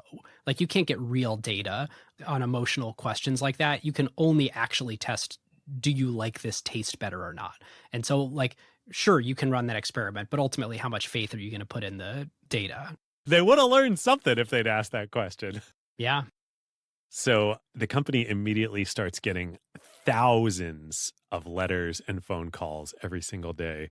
One of my favorites is a letter that reads, "My dearest Coke, you have betrayed me. We went out just last week, as we had so often, and when we kissed, I knew our love affair was over. I remember walks across campus with you discussing life and love and all that matters. I remember the southern summer nights we shared with breezes leaving beads of water hanging delicately from your body. But last week, I tasted betrayal on your lips. You had the smooth, seductive, sweet taste of a lie. You have become corrupted by money, denying your ideals. Oh, man. Or this story. In Marietta, Georgia, a woman assaulted a Coke delivery man with her umbrella as he tried to stock a supermarket shelf with new Coke. "You bastard," she screamed. "You ruined it. It tastes like shit." Oh. And I think they just didn't realize that what they were taking away was people's childhood. Yes. They're taking away America. It's not about what tastes better. It's what they were used to, and it's what they had built an entire lifestyle brand around believing that America meant to people. Yes. So for a couple months from April to July, they stick with it. Well, because here's the craziest thing is they were prepared for a vocal minority to be very mad. So you're sort of in denial about all the feedback at first. You're like, yep, this is just what we thought. And then like you get a couple months in and you're like, wait. This isn't ending. Yeah. Does everyone hate this? Yes. The answer is yes. So I thought this lasted a year or two. And I asked family members, I asked people who were like, yeah, I think that was like a 2 or 3 year period. There was 79 days between when they released New Coke and when Coca-Cola Classic made its return. Yep. So when they finally decide they got to bring it back, there's a question of what do they call it and what do they do with New Coke? And Coke and their lawyers ultimately decide that if they keep New Coke on the market as the official Coke and they call the old Coke Coca-Cola Classic, they can make an argument to all the bottlers the Coca-Cola Classic is a new drink. Really? Yeah, this is part of why they bring it back in this way. Because there was an opportunity to like renegotiate, hey, actually the rights that you own are to New Coke, and then more advantageous deal that we're going to cut is Coca-Cola Classic. Yeah. Interesting. Huh. So on July 10th, 1985, they announced that Old Coke is coming back as Coca-Cola Classic and New Coke will remain on the market. And in the press conference, Don Keough says, some critics will say that Coca-Cola made a marketing mistake. Some cynic will say that we planned the whole thing. The truth is we are not that dumb and we are not that smart. I don't know. It all seems pretty dumb to me. The crazy thing is they thought when they introduced Coca-Cola Classic that that would be the product for the diehards, for this vocal minority that was really upset about it. And in practice, what happened is everyone went back to Coca-Cola Classic and nobody stayed on New Coke. I mean, its market share was 3%. Yeah, it plummeted. And I think this completely surprised the executives at Coca-Cola who were like, it's better. We were going to make small quantities of this Coca-Cola Classic just to appease the people who need it. But it's crazy. People just went back to the worst tasting one. So there's a delicious, one might say, coda to this whole thing. Well, wait, we didn't say the best part of how this ends. Within a year, Coca-Cola Classic surged past the heights of where Coca-Cola was before the whole debacle started. So the whole thing worked as an accidental publicity stunt. No advertising campaign could have ever gotten people to pay this much attention to Coke. In many ways, this actually did save Coca-Cola. After this, they started building back share. What's the song? You don't know what you got till it's gone. And this made people realize, oh my God, I do love Coca-Cola. Yes, you're right. That is the most important takeaway from this. This is what finally stopped the Pepsi challenge. Is Pepsi won, and then after Pepsi winning and Coke losing, Coke was able to come back. But yes, they had to literally kill Coca-Cola in order to resurrect from the ashes and survive the Pepsi challenge. The little fun trivia is, David, do you know what New Coke became after they removed the name New Coke but left the product on the market? Oh, no, I don't. They renamed it Coke 2. Ha ha ha. And it was not fully abandoned until 2002. Wow. That's how long they stuck with it. Yep. So I don't know who the Coke 2 fans were, but it was available for you at some point. for a while. Somebody has hoarded a whole stash of Coke 2 somewhere. It's in some bunker somewhere. Yes. All right. So the delicious coda to this whole thing. Please. Remember how I set up the Warren Buffett ham sandwich thing? And I think this whole episode is probably where he decides, Jesus, Coca-Cola could be run by a ham sandwich. Would have been better off. But actually not, right? This whole thing was so stupid that it was actually amazing. What's the Bernard Arnault quote? Even when he loses, he wins. Yes. So after this whole New Coke disaster, Coca-Cola Company's stock is in the dumps. And who comes in but Warren Buffett? Perfect. Berkshire Hathaway, and buys a roughly $1.3 billion equity stake in the company over the next few years and joins the Coca-Cola board. Turns out to be a debatable investment. He owns about 9.5% of Coca-Cola today. Yep, Berkshire owns about 9.5% of Coca-Cola today. That stake is worth about $28 billion, which is a 23x gross return on the $1.3 billion investment over the course of 40 years, which equates to only just over about an 8% IRR. But Coca-Cola stock kicks off these days about $1 billion a year in dividends to Berkshire. So in total, Berkshire has received about $12 billion in Coca-Cola dividends. So a $40 billion total return on $1.3 billion invested. Good, but again, this is over 40 years, so that only bumps it up to about a 10% IRR on the investment. Which I imagine he would have been better buying Berkshire Hathaway stock. He would have been better off buying the S&P 500 over that same time period. That's brutal. Including dividends over that same time period, the S&P 500 is up about 11% annually. So the famous Berkshire Hathaway Coca-Cola investment today is actually underperforming the market. Crazy, right? When I did some math on this, my first glance at it was, this has been an unbelievable investment, because even though the equity value is, it's gone up, would you say 20 something X, but over a long period of time, it's been fine. 22, 23, yep. The dividend yield is insane. They get 800 million to $1 billion out every year, and their principal was 1.3 billion. That's like 60 to 80% dividend yield on their original investment. I'd love to park $1 somewhere so that I could pull out 60, 70, 80 cents every single year on that dollar. That's amazing. But when you frame it the way you did. But 40 years is a long time. Right. Over a long period of time, you better have insane multiples to justify locking capital up for 40 years. Yep.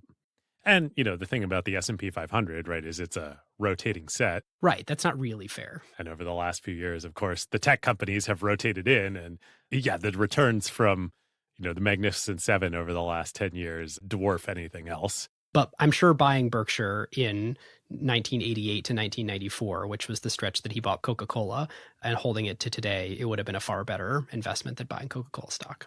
And that is a fair comparison, unlike an index, which has companies that rotate in and out. Yep. By the way, this is the fault of Coca-Cola over the last 20 years. It had a ridiculous run right after Warren invested. We'll cover it at the very end of the episode, but revenue and earnings growth over the last 20 years on an annualized basis has not been great. Yeah.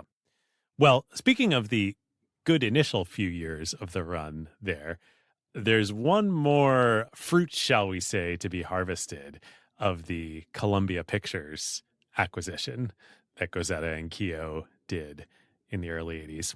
The relationship with CAA. Yes. And super agent Michael Ovitz. Past acquired guest. Indeed. Part of the acquired cinematic universe. So when Coca-Cola sells Columbia to Sony, Ovitz and CAA are official advisors on the deal. That's right. When Ovitz tried to take it from a talent agency and movie packaging into also doing investment banking. Yes. And on the back of that success, expanding CAA into investment banking, Ovitz is like, why stop there? Why don't we expand? Become an ad agency. Into ad agency land too. So he comes back to Gozetta and Keogh and says, hey, I want to pitch you guys on taking over as your ad agency from McCann Erickson. Which is crazy. This is Coca-Cola. But Ovitz's pitch is pretty good. He's like, hey, McCann Erickson has been great for you guys. And of course, there was the Hilltop ad and the Real Thing and everything over the past set of years. But hey, this one site, one sound, one cell thing is not going to work in the new media landscape. I mean, look at how badly you got your butt kicked by the Pepsi challenge in grassroots marketing. What you need are different messages that are going to resonate on different mediums. We've got the cable network landscape these days. We've got ESPN, we've got sitcoms, we've got kids shows, we've got all this different media. It's not just the whole family watching I Love Lucy anymore. You need a whole new approach for the new media landscape. And so you shouldn't have just one television ad. You should have a whole suite of different television ads for different audiences in different times of the year. And there should be a democratic approach to this where it's not just one creative director at one agency. You want the best ideas that can come from anywhere. And we have all the talent relationships with all these different writers, directors, actors. You just give us a creative brief. We'll come back with 30 great ideas for you from 30 different sources. So he pitches Coke that CAA can make 40 ads a year for them for the same cost that McCann Erickson is making 7. And they can all stay unified under the new Coke slogan of always Coca-Cola. So in 1992, CAA wins the business, dethrones McCann Erickson. And among the many ads that they create for Coke is a new Christmas Coca-Cola motif, not featuring Santa Claus, but instead the polar bears. Yep. Ovitz makes the polar bears. Amazing. Wow. Yeah, I mean, he didn't make the polar bears, but Ovitz found the talent through the CAA network to make the polar bears. So I think this is basically the climax of our story. New Coke, what happens afterwards, the polar bears, these beloved ads. The rest of the 90s and 2000s, there's a lot of company building that happens, but it's just not that romantic of a story as much as Coca-Cola's first century was. well, the thing that really started to happen in the 90s and then accelerated in the 2000s is the beverage market just moved away from colas and towards a whole variety of other drinks. The first battleground for this is sports drinks and Gatorade. Yep. So in the 80s, Gatorade really came on the scene and established the market for sports drinks. And Gatorade was part of Quaker Oats. That's right. I forgot Quaker Oats ended up owning it. Yeah, way back in the day. So Coca-Cola, in response to Gatorade's success, launches Powerade in 1988. Powerade is a homegrown product at Coca-Cola. It never achieves anywhere near the same success as Gatorade. I think it maxes out market share in like the teens or low 20s. Finally, in the year 2000, this is crazy. The then CEO of Coca-Cola, Gozetta, had tragically died of lung cancer in 1997. In 2000, the CEO of Coke announces publicly a $16 billion deal to acquire Quaker Oats and Gatorade. This would have been a great deal for the company. Whoa. Yeah, that didn't happen. So he announced it without board approval. The board rejected it What? after the public announcement. The deal falls through, and the next year, Pepsi ends up swooping in, buying Quaker Oats and Gatorade is like a Whoa. home run for Pepsi ever since. I had no idea. Wow. Wild, right? It's total echoes of the Frito-Lay disaster. Coke could have owned Frito-Lay's and Gatorade. Wow. Yeah. And that is a little illustration of the CEO at the time. There have been 5 CEOs since Gosweda, 1998 onward, and the first 3 only lasted 3 to 4 years each. Very different than the Woodruff dynasty and the long run that Gosweda had also. Yep. The thing that is extremely clear that, David, you touched on is they had to diversify into what they call a total beverage company, really prompted by this backlash against soft drinks. The world sort of lost interest in first full sugar colas and then colas. And the thing that was kind of driving it, not really in the 90s, but in the 2000s and certainly the 2010s, obesity. It was clear that America was only going in one direction, and sugar and processed foods, coupled with the sedentary lifestyle that a lot of Americans live, is a giant culprit of obesity. And so Coke's sort of trapped figuring out what to do about this. The American Heart Association comes out and says the recommended daily limit of sugar for men is 36 grams and women is 25 grams per day. That's the recommended limit per day. A 12-ounce can of Coca-Cola contains 39 grams of sugar. Yep, 39 grams. So you've got this sort of hard problem where Coca-Cola itself, just that one product line, is this unbelievable business. Super high margin, low capital investment, brand is built and established all over the world. Like, it's hard to want to invest in anything else when that's your current business. And at the same time, they need to. It's existential. This product is probably going to only go downhill from here. Maybe it's got a few more years, maybe another decade of success, but 50 years from now, will this be your cash cow? No.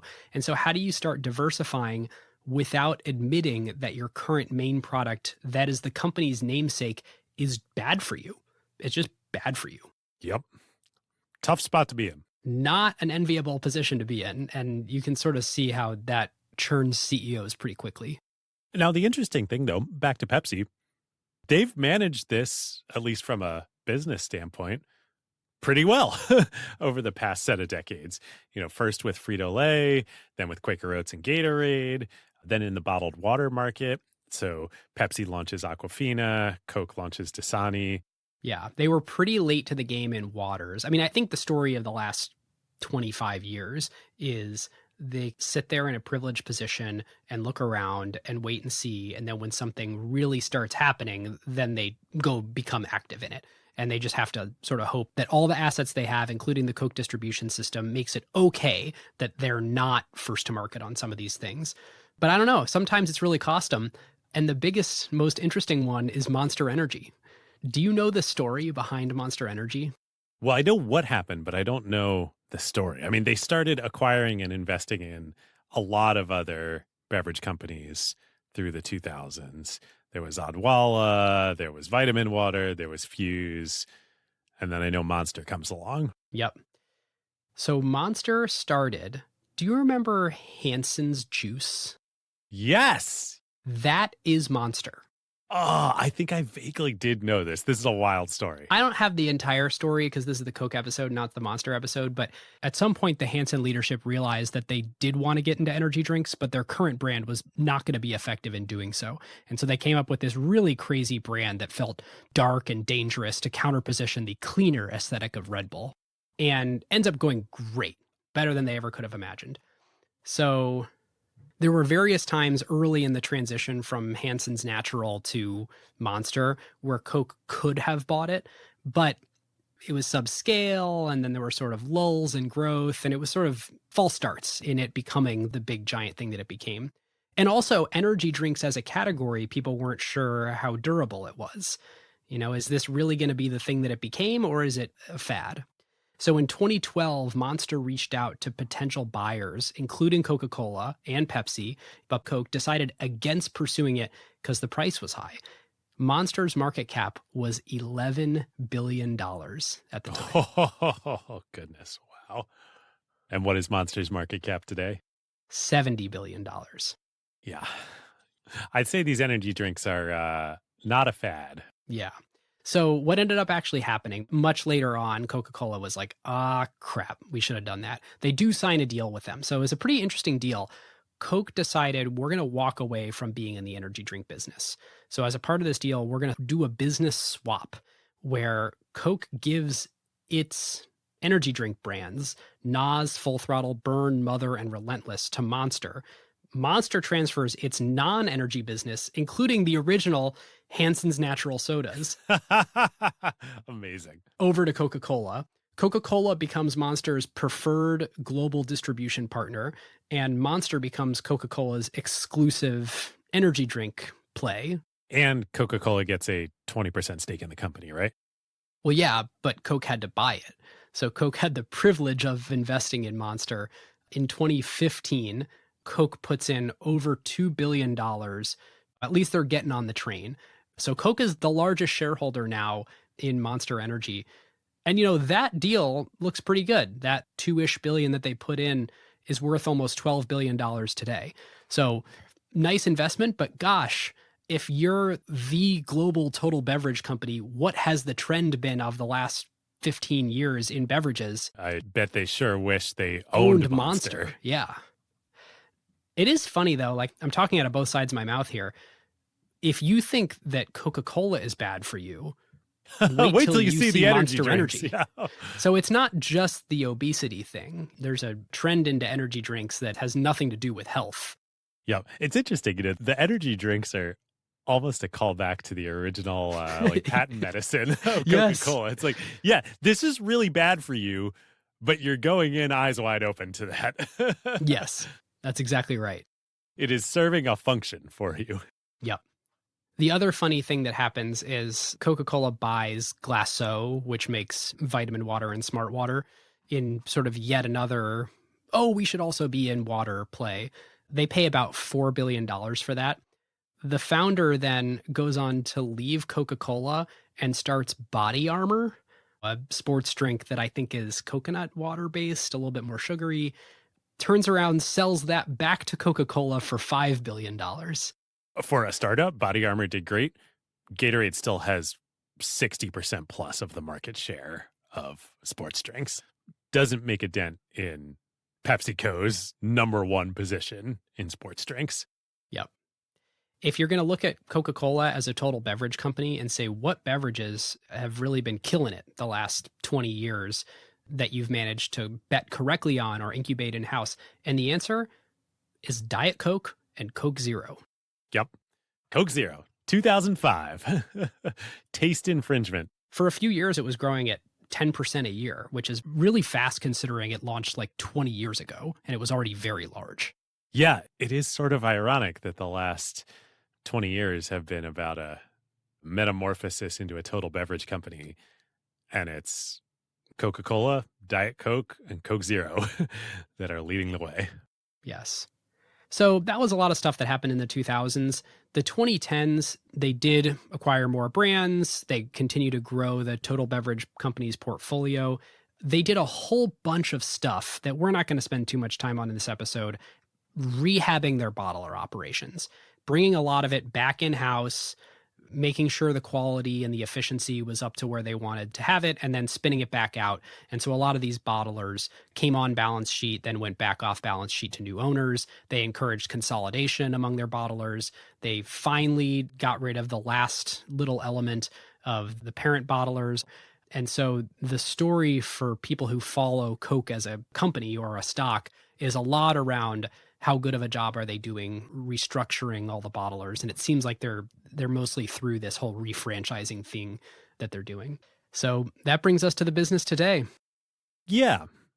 And the business today, the biggest piece is a part of the story that we basically haven't talked about since World War II, is international. Coke is a global company.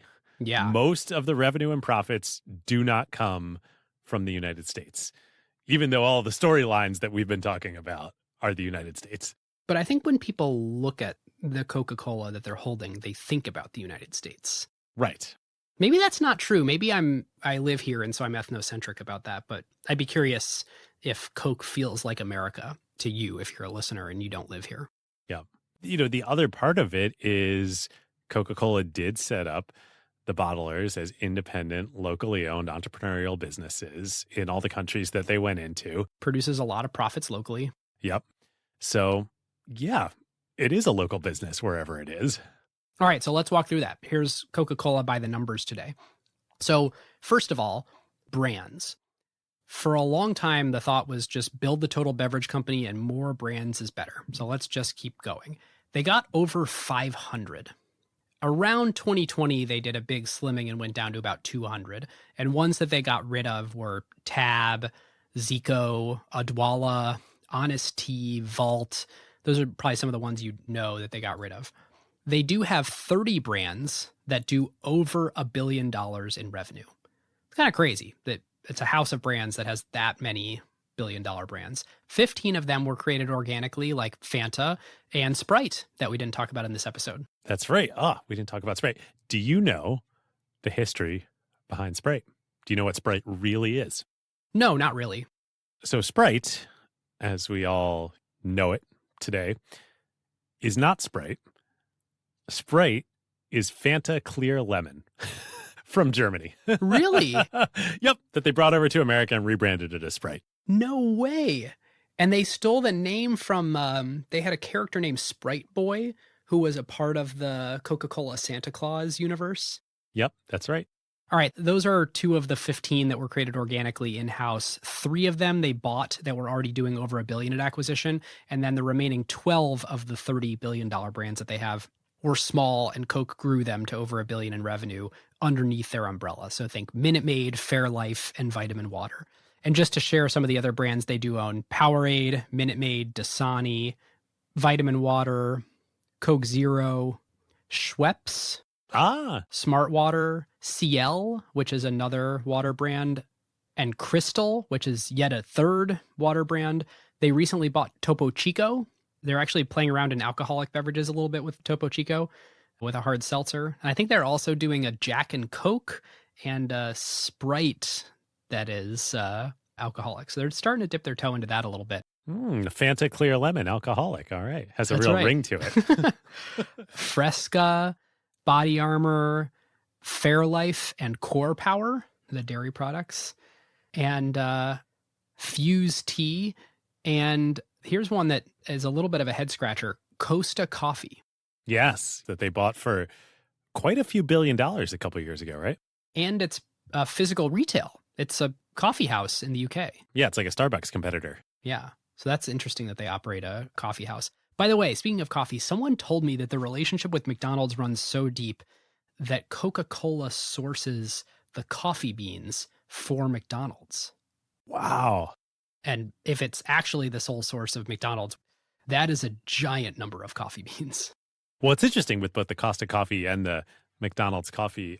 I'm pretty sure we talked about with Howard on our Starbucks episode, the Starbucks Pepsi partnership with Frappuccino, right? That's right. The Pepsi was the bottler that made the CPG version of the Frappuccino. Yep. Huge success for both companies. Yep. So those are the $30 billion brands that they have. Coca-Cola serves 2.2 billion servings of their beverages to the world every day. Wild. That is what, like a quarter of the world's population? If everybody were having just one. Isn't that crazy? Definitely not evenly spread. Yes. There are a lot of power users of Coke products out there. Yes. But Coca-Cola's estimate is that there are 65 billion servings of beverages consumed every day. Does that include water or no? Yeah. The human race takes 65 billion drinks a day of something. So what's that? I guess that's 8 drinks per person per day. Yes. So, by that calculation, they got a long way to go. Huge market ahead of them, even if they stayed just in beverages. There you go. They have 200 bottling partners around the world with 950 unique facilities. Pretty awesome that they don't have to own the vast majority of that. From a revenue perspective, this is what you were starting to get into, and how is the revenue breakdown. The Coca-Cola Company itself does $47 billion in revenue. And how much is North America versus rest of the world? 40% of revenue is in the US and 60% is international. That's actually bigger than I would have thought in the US. Yeah. Still very meaningful. I bet for the core cola products, it's less than 40% in the US. Yep. I bet that's totally right. Okay. So the interesting thing is if you start to look at employees, so revenue, $47 billion at Coca-Cola Company out of $175 billion in total revenue by the system. And this is as reported by Coca-Cola in their proxy statement. There are 70,000 employees of Coca-Cola. But again, if you look at the system, there are 700,000 employees. So let's look at those last two numbers together, because that's a 10x difference in employee count. A full 47 of the $175 billion in revenue goes to the Coca-Cola Company, 27% of the revenue, with just 10% of the total employees. I mean, the Coca-Cola Company gets a tremendous amount of leverage out of the bottling system. This is just employees. This doesn't even think about the margin profile. This doesn't think about return on invested capital, which again is all much better if you're the Coca-Cola Company versus if you're the bottlers. Yep. And then there's the fountain customers, the retail partners, the McDonald's of the world. Definitely Coca-Cola is at a better return on invested capital standpoint than running restaurants. The Coca-Cola Company just needs to sell syrup and spend marketing dollars to sell the dream. It's a beautiful position to be in. Yes, it is. Earnings on that $47 billion, they generate $10.6 billion of net income. The net income margins tend to average around 23%. Gross margins average about 60%. Historically, it was as high as 70%. So almost as good as a software business, but not quite. But for a physical goods business, it's kind of unbelievable that they have 60% gross margins. Then when you look at the revenue mix on products, this kind of gets to like, what is the company today? 69% of revenue comes from sparkling soft drinks. So as much as they are in water and milk and tea and juice and sports drinks, the bulk of this business is selling soda. 40% of all volume is trademark Coca-Cola, which is just Coke, Diet Coke, Coke Zero, and the like caffeine-free and flavored variants. 47% of the volume is the Coke family. Wow. So I kind of continue to maintain this mentality of they keep trying to get into other stuff, but then they're always a little bit like, geez, I know we should be getting into this other stuff, but it's not as good as our original thing. It's not as good of a business. It's not as unique of a brand. And I also think they're kind of like limping into a lot of these other categories. They're not making a giant early bet on things that become the next big beverage fad. They're trying to watch and see how it plays out and then jump in. Yeah, whether it's sports drinks or energy drinks. Exactly. Market cap is $300 billion, so huge company. Not by Mag 7 tech standards, but massive, very valuable company. You'll note, David, they did not achieve Charlie Munger's thought experiment of $2 trillion, and they are very unlikely to get there by the 150th birthday in 2036, which is the time frame that Charlie used. Indeed. Growth is only 3 or 4% a year. If you look since 1998, in the post-Gosueta years, it averages out to about 3 to 4% growth. So I think fair to say anemic when you're describing their growth in recent years. Yeah, I think that's why we focused the bulk of the episode on the pre-1998 Coca-Cola, because that's really where they built this unbelievable thing that frankly saturated the world. Yeah, this incredible business with all these innovations and sort of pillars of what became one of, if not the greatest brand in American history. But yeah, as we said, back starting at the Pepsi Challenge days, I think there's a strong argument that Pepsi was the more interesting company. And over the last 50 years, soft drinks as a category have just gotten a lot more competitive. A stat that I saw was back in 1948, Coca-Cola said that they had 60% market share of U.S. soft drinks. 60% in post-World War II America. In soft drinks today, they have 21%. Pepsi has 10%. And I think there's a lot of things in soft drinks. So if you just look at carbonated, Coca-Cola does have 47% market share and Pepsi has 19%. But in soft drinks, I mean, the category has just gotten a lot more competitive and Coke has lost share. Yeah. All right. Should we move into analysis? Yes, let's do it.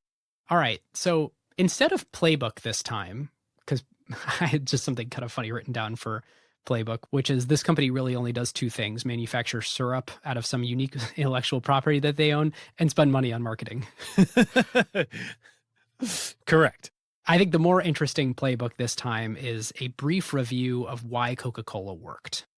Yes. Love it. Let's do it. Well, first, you were talking about it a minute ago with the 64 billion daily thirst quenching occasions around the globe. Nice market to get to play in. Yeah. They're just in a giant market. everybody in the world gets thirsty, and everybody in the world likes to have some variety in what they drink besides just water. Yep. Full stop. Full stop. And in that category, they built something that for many years, the better part of a century, people felt was N of one. Yes. They were the original. They were the real thing. And it took a long time for that to get eroded. And honestly, if I'm looking at sodas, it's still the real thing. It's just that there's a lot of other things too. And that's due to both a multi-decade, 100-year plus investment in building the brand and some of the greatest brand marketing of all time. Yep. 3, World War II, and having a unbelievably paved path for them to expand globally, and then also kind of shut the door behind them on global expansion. Yep. And I really do think continuing the second party, locally, entrepreneurially owned franchise bottling system internationally was a huge contributor to that. Yeah, so much of Coke's success. I mean, I keep going back to that moment earlier where bottlers enabled them to scale so much faster than not having bottlers. And even if you look at all the beautiful business dynamics of you don't have to deal with that lower margin stuff, you don't have to deal with the high headcount stuff, the high complexity stuff, the high overhead, the lower returns on invested capital, even if it's just about speed to market. Yes. They got to blanket America and then blanket the world very quickly. Before anyone else. With the thing that people pick a supplier once, whether the restaurant's picking the supplier or people are picking their favorite beverage, they pick it and then it's over. And they sort of had this unbelievably fast way to saturate in something that was a race. It turned out soft drinks were a category that was a race and who's going to get to global scale first. Yes.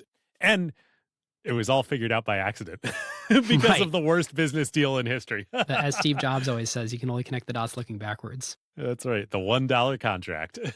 Of course, it is a highly addictive substance that is also super enjoyable to drink and triggers every reward center you have. Not nearly as much as when it had cocaine in it, but plenty of reward centers from the bubbles, the sugar, the caffeine, the cold refreshment, everything about it. I've been fired up doing this episode. The extrinsic marketing capability of associating it with everything good in your life, with happiness, with Christmas, with your family, with your favorite athletes. It's just amazing lifestyle marketing. Yep.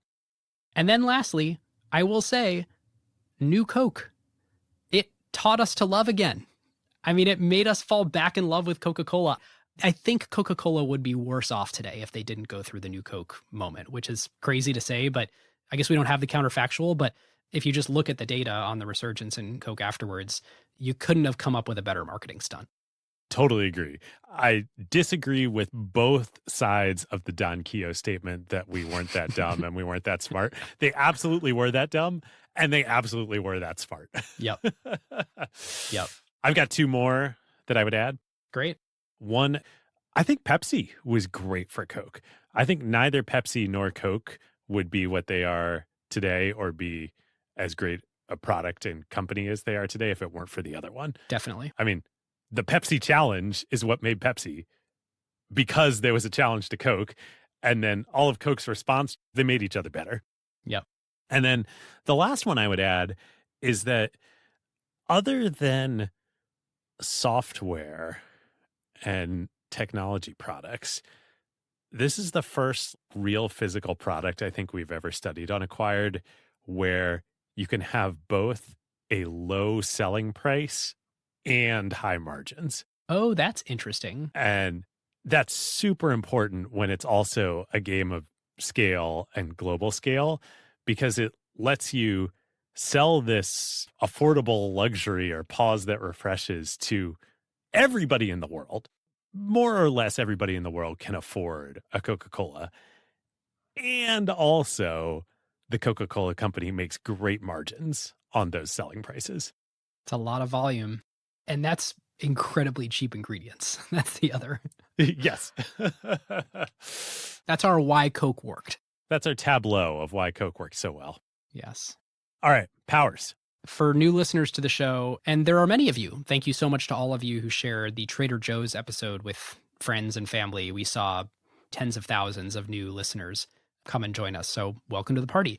This section, Power, is gleefully ripped from a book called Seven Powers by our friend Hamilton Helmer. And in it, he examines what of these 7 possible powers is it that enables a business to achieve persistent differential returns, or put another way, to become more profitable than their nearest competitor and do so on a durable, sustainable basis. And the 7 are counterpositioning, scale economies, switching costs, network economies, process power, branding, and cornered resource. Well, it definitely wasn't counterpositioning because Coke is the real thing. Was the first. Pepsi, master of counterpositioning. Coke is the incumbent. Yeah. Coke was mostly getting counterpositioned. Yes. So this is a business of scale economies. Everything about this business is scale economies. The amount that they can amortize their advertising over, it's just an amortization scale economies business, period. They can manufacture and distribute things cheaper than you can to way more people than you can, and good luck catching up. And like, they're going to have another 100 years in them because of that advantage that they've built up. Yep. All of the things. Yep. And perhaps the most important might be the first thing you said of amortizing their advertising spend over the life of the company. They can afford to just pour massive, massive, massive sums into marketing. This is why it was such a big deal when in the 70s with the Pepsi Challenge, Pepsi started outspending Coke in marketing. If you were really astutely paying attention to the dynamic, that should have tipped you off of like, oh, Coke is in big trouble relative to Pepsi. Like if Pepsi can afford now to make the investment to spend the same or more in marketing dollars, they're going to catch up.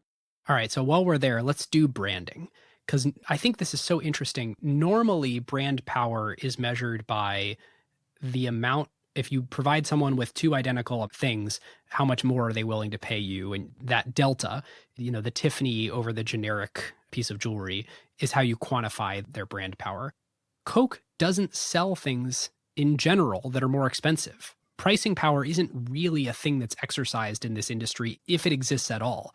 Coke clearly has branding power, but rather than taking price, they keep price low and use their latent brand power in other ways.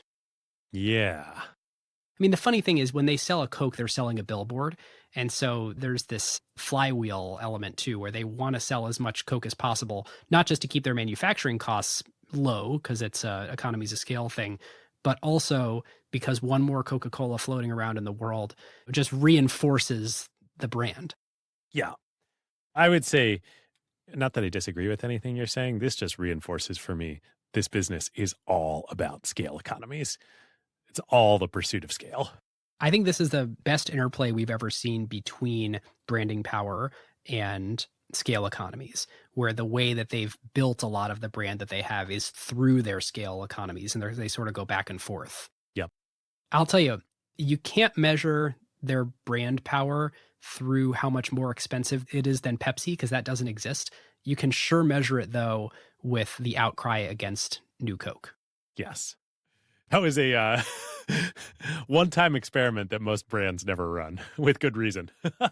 Switching costs? I don't think I have any real switching costs. Sometimes I do have to drink a Diet Pepsi or a Pepsi Max, and it's fine. It's not my preferred drink, but it's fine. Yep. Network economies, none. No. Process power, maybe, but it's hard to discern from the outside. And then the last one, cornered resource. Okay, what's your opinion? Of course, it's the formula. You really think yes? But I'll tell you, it's not the formula itself. It is all of the meaning imbued into the formula that is actually a part of their branding power. Yeah. But if Pepsi said we broke into the vault and we got the Coca-Cola formula and we're releasing something called Pepsi C, and that is identical to Coke, something would go with it.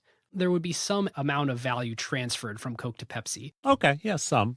The public gives meaning to the formula, even if you can synthetically create something that tastes exactly the same as Coca-Cola. Yep. Okay, so I'm going to take the exact opposite position on this argument. I know, you've been texting me all week that you think that the whole secret formula thing is a red herring. Yeah, I think there is today absolutely no value to the formula. There's not just a thought exercise, there's an actual conversation in the appendix of For God, Country, and Coca-Cola. Mark Pendergrast, in his research, found John Pemberton's original formula from 1886 for Coca-Cola. He found it and he took it to his contacts at the Coca-Cola Company and said, I've got it. What do you guys think? And they said, well, okay, you publish it. Let's say somebody gets a hold of this formula. What are they going to do with it? Make a drink? Okay, great. How are you going to distribute it? Okay, well, but let's say you can figure out distribution. Well, what are you going to call it? Are you going to call it Coca-Cola? Well, of course, we'll sue you for that. How are you going to brand it? How are you going to invest in marketing? Basically, how are you going to get the scale economies to do what we do? And the answer is you're not going to. And to your point about Pepsi. Pepsi's got a better formula. Well, Pepsi has a better Formula One, but there actually was a case. Somebody, a former Coca-Cola employee, stole the formula and tried to sell it to Pepsi. This actually happened, and Pepsi turned them into the FBI. What is Pepsi going to do with the formula? Pepsi's not going to market the Coca-Cola formula. These are big multinational corporations. Yep.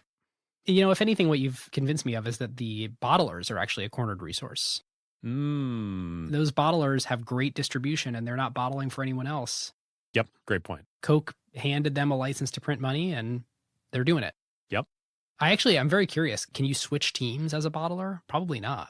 I mean, I guess it's probably legal, but I bet nobody does. Yeah, fascinating. All right, Quintessence. So listeners, this is something we added earlier this year where we really try to come up with something to land the plane. What is our takeaway from the episode? And, you know, we already laid out why did Coca-Cola work. So this is just David and my opportunity to kind of come up with a quippy sentence or three that is the thing that's on our mind as we're leaving the episode. But first, David, we have to come back to the question. Could Coca-Cola be run by a ham sandwich? I think after studying all this history, I have to agree with Warren. Whoa, really? And Bill. I think it could be. Now, there have been great, incredible CEOs in Coca-Cola's history. Candler, Woodruff, Gosueta. All of them have added on to what the Coca-Cola Company is, I think. But if you took just Coca-Cola, yeah, a ham sandwich could run it. And in fact, it's proven by the new Coke debacle. All right, so I disagree. I think there were definitely periods in history, yes. But in 1985, no. I mean, Coke had been losing share to Pepsi for 15 straight years. They did actually need active management to do something. And sort of the same thing with the obesity crisis in the 2000s. I mean, Coke effectively bumped up against the edge of the market of humans that it could possibly expand to, and they did actually need a different company strategy. Now, whether that has been executed well is a different thing. I mean, it's only grown 3-4% over whatever the last 27 years. So if the criteria is run a high growth, successful, great place to put money versus all the other places you could put money company, no, they haven't succeeded in doing that. But I mean, you do have to do something rather than just be flat to anemic growth or decline. Those are very fair points. Points taken. I would still pose the question to you. What is the single biggest revenue driver within the Coca-Cola Company today? Trademark Coca-Cola. The real thing, baby. Yep. Okay, but on to Quintessence. I have two. Great. One is it's a system, not a company. Yep. That's new for us. I know franchises exist, but this is sort of a different thing. And I'm interested in studying more sort of systems where it's multiple companies interrelated. And two is if you really boil it down, the Coca-Cola Company in a nutshell, it is figuring out how to incentivize partners to sell your product. And everyone is incentivized. The bottlers are massively incentivized. The retailers, there's great margin there for you. The soda fountain operators, the restaurant, the billboard owners. We didn't talk about this, but in the Great Depression, when no one was buying billboard space, the billboard owners didn't want empty, blank, sad billboards. So for free, they put Coca-Cola ads up on it. They were the Mm. preferred thing to a white wall to have there. I mean, just everyone in the entire ecosystem is incentivized to sell Coca-Cola on behalf of the Coca-Cola Company. And that is durable. Yes, Robert Woodruff had a mantra, an official motto within the company during his reign as company boss, that everyone who has anything to do with Coca-Cola should make money. And there you go. That is a great quintessence. Yep. Mine that I would add, repetition works. We've studied a lot of brands on Acquired. It's become a core part of what we do, especially with the luxury industry. But in the luxury industry, they're always looking for the new spin and changing. And there are elements of repetition. Hermes is always Hermes, but it's always whimsical. It's always something new. Pierre Alexi always has a new theme every year. With Coke, it's a story of 150 years of always delicious, always refreshing. And yes, they change it up, but it's the same core thing. It's a core human need. You want something delicious and refreshing no matter who you are or when you are. Yep. That's my quintessence. It's great. All right. Well, cheers. It's a sugar water company, David. They make a drink of sugar water that's not good for you. And they built one of the most incredible brands of all time. But it's always delicious and always refreshing, Ben. It's not good for us. It's not good for the planet. And it's delicious and refreshing. Are you trying to tell me that I could sell sugar water for the rest of my life, or I could come with you and change the world? I promise no world changing. But I do have some trivia. Great. A thing we didn't cover on the episode, in addition to rising to the Supreme Court and generals, soon to be presidents, helping the success of the company, in 1980, the government passed an amendment to federal antitrust law that exempted the soft drink industry. So Coke and Pepsi could actually grant exclusive territories to their bottlers, which you might have been wondering, how do you get this local monopoly? Oh, yeah. How is this legal? It's like I get to serve all of New York and all of New Jersey or whatever. Yeah, they actually have a federal exemption from antitrust law to be able to grant monopolies. Wow. Trivia number 2, the Hartsfield-Jackson Airport in Atlanta. Yep. Huge airport for anyone who's ever been there. That land was once owned by the Coca-Cola Company. Same actually with the Atlanta Zoo. I mean, the Coca-Cola Company does a lot of international business, so they need a big airport there. Yes, very true. And here's my last fun piece of trivia. Around 1930, when they were really freaked out about whether or not they'd have the ability to import the coca leaves to the United States to do the refining here, they actually leased a secret cocaine refining facility in Peru. Yes, in Peru. They spun the factory up. It was working. The employee manufactured Coca-Cola there, and the extracted cocaine that came off as a byproduct, they had a big amount of it, and they were trying to be a good employee to the company and earn some money with it. So they sold 42 pounds of cocaine to a narcotics broker in Paris, and the sale proceeds went in the Coca-Cola bank account. And so there's this crazy period where Coca-Cola is freaking out, like, we got to hide this. This is not good. So this employee wasn't trying to steal cocaine and sell it on the black market and make money. He was trying to be a good employee and increase profits for the company. That's right. And the Hoover administration would eventually grant that exception so they could refine the coca leaves here in the U.S., but that was just before. Wow. I have one piece of trivia. Do you know what other very large American company Coca-Cola helped put into business and was their primary and I think sole customer for the first few years of their life? No. Monsanto. Really? So Monsanto started as a saccharin manufacturer, and Coca-Cola was their first major customer and bought their entire saccharin supply. Was Tab saccharin sweetened? No, this is way before. I think it was just that Coca-Cola was probably experimenting with saccharin. I don't know that they actually used it, which is odd. But yeah, this is right around the turn of the century, early 1900s. Yeah. Coca-Cola was Monsanto's very first customer. We're trying to create some mind stickers out there. Oh, God. All right. Carve outs? All right. Carve outs. Great. Oh, boy. Well, on that theme, I guess, of diets, I recently redid my home gym and I got a new piece of workout gear that I'm really enjoying. Have you ever heard of a ski erg? Oh, yeah. This thing is great. I'm neither a skier nor a rower, but it is a vertical rowing machine made by Concept 2, which is the main rowing erg machine manufacturer. But it's vertical. It's attached to your wall. It takes up no space. And the movement that you do is like cross-country skiing. You reach above you, you grab the handles, and then you pull down like you're cross-country skiing. It's great because my primary form of exercise these days is running. And on my off days, I've been looking for I want another thing I can do that's not my lower body. So I was looking at a rowing machine, but it takes up a lot of space. I don't have a lot of space down in my gym. I went with the ski erg. I'm very happy with it. I'm with you for multiple days ahead of the Super Bowl, so I'll have to give it a shot when I'm staying at your house. And then one more bonus carve out in my ongoing video gaming saga with my older daughter. I downloaded Smash Brothers Ultimate to her Switch. And so we've been playing that.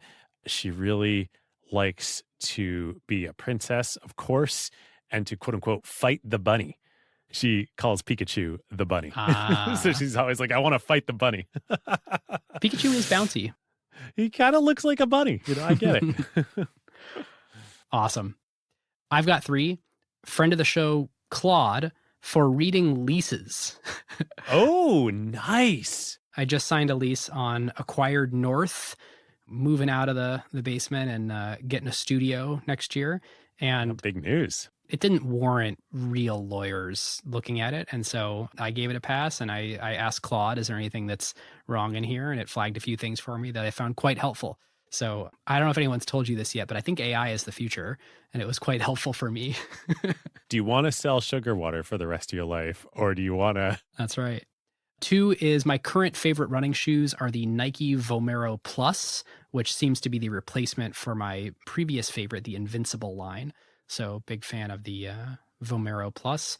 And then the music I'm digging right now is an artist called Hermanos Gutierrez. My good friend Andy Sparks recently stayed at my house and put this on while we were hanging out one morning, and it is fantastic chill music. So I highly recommend it. Excellent. Well, with that, we've got some thank yous for folks who helped us with this episode. First, as always, to Arvind Navaratnam at Worldly Partners for his great write-up on Coca-Cola, which is linked in the show notes. And actually, Arvind was very close with Charlie Munger when he was alive. And so he is the one who brought up that thought experiment that I did not know about, or I guess remember from the first time I read Poor Charlie's Almanac. Yeah, when you brought it up, I remembered it, but I had completely forgotten. Same. To Bill Combs, who is the past president of the Coca-Cola Collectors Club, the largest collectors club in the world. But it's great. I talked to Bill and he had all this amazing old Coca-Cola memorabilia on the wall behind him, drugstore signs and stuff.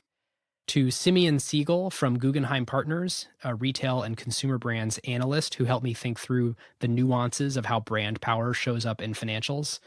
And of course, to all the other past Coca-Cola folks who spent time with us helping to make sure that we got the story right. Yes. And one more big thank you from my end to John Scully, steward of the Pepsi Challenge. That's right. Thank you so much, John, for giving us those wonderful stories. If you like this episode, go check out our episodes on Berkshire Hathaway, Standard Oil, Rolex, or Trader Joe's. And as we head into the holiday season, feel free to share this with anyone who wants to understand the origin behind the modern Santa Claus. Of course. After this episode, go check out ACQ2, our other podcast feed available in any podcast player if you're jonesing for more Acquired. And if you're not already on it, seriously, join our email list. This episode was selected by folks who are on our email list, and we can't wait to ask you to vote again for episodes in our spring season. You can join at acquired.fm/email and see the new overhaul that we just did. So each monthly email will now have episode summaries, our big takeaways, and exclusive photos from the research process. Come join the Slack, acquired.fm/Slack, hang out and discuss it with all the other smart people who listen to Acquired. And with that, listeners, we'll see you next time. We'll see you next time. Who got the truth? Is it you? Is it you? Is it you? Who got the truth now? Huh?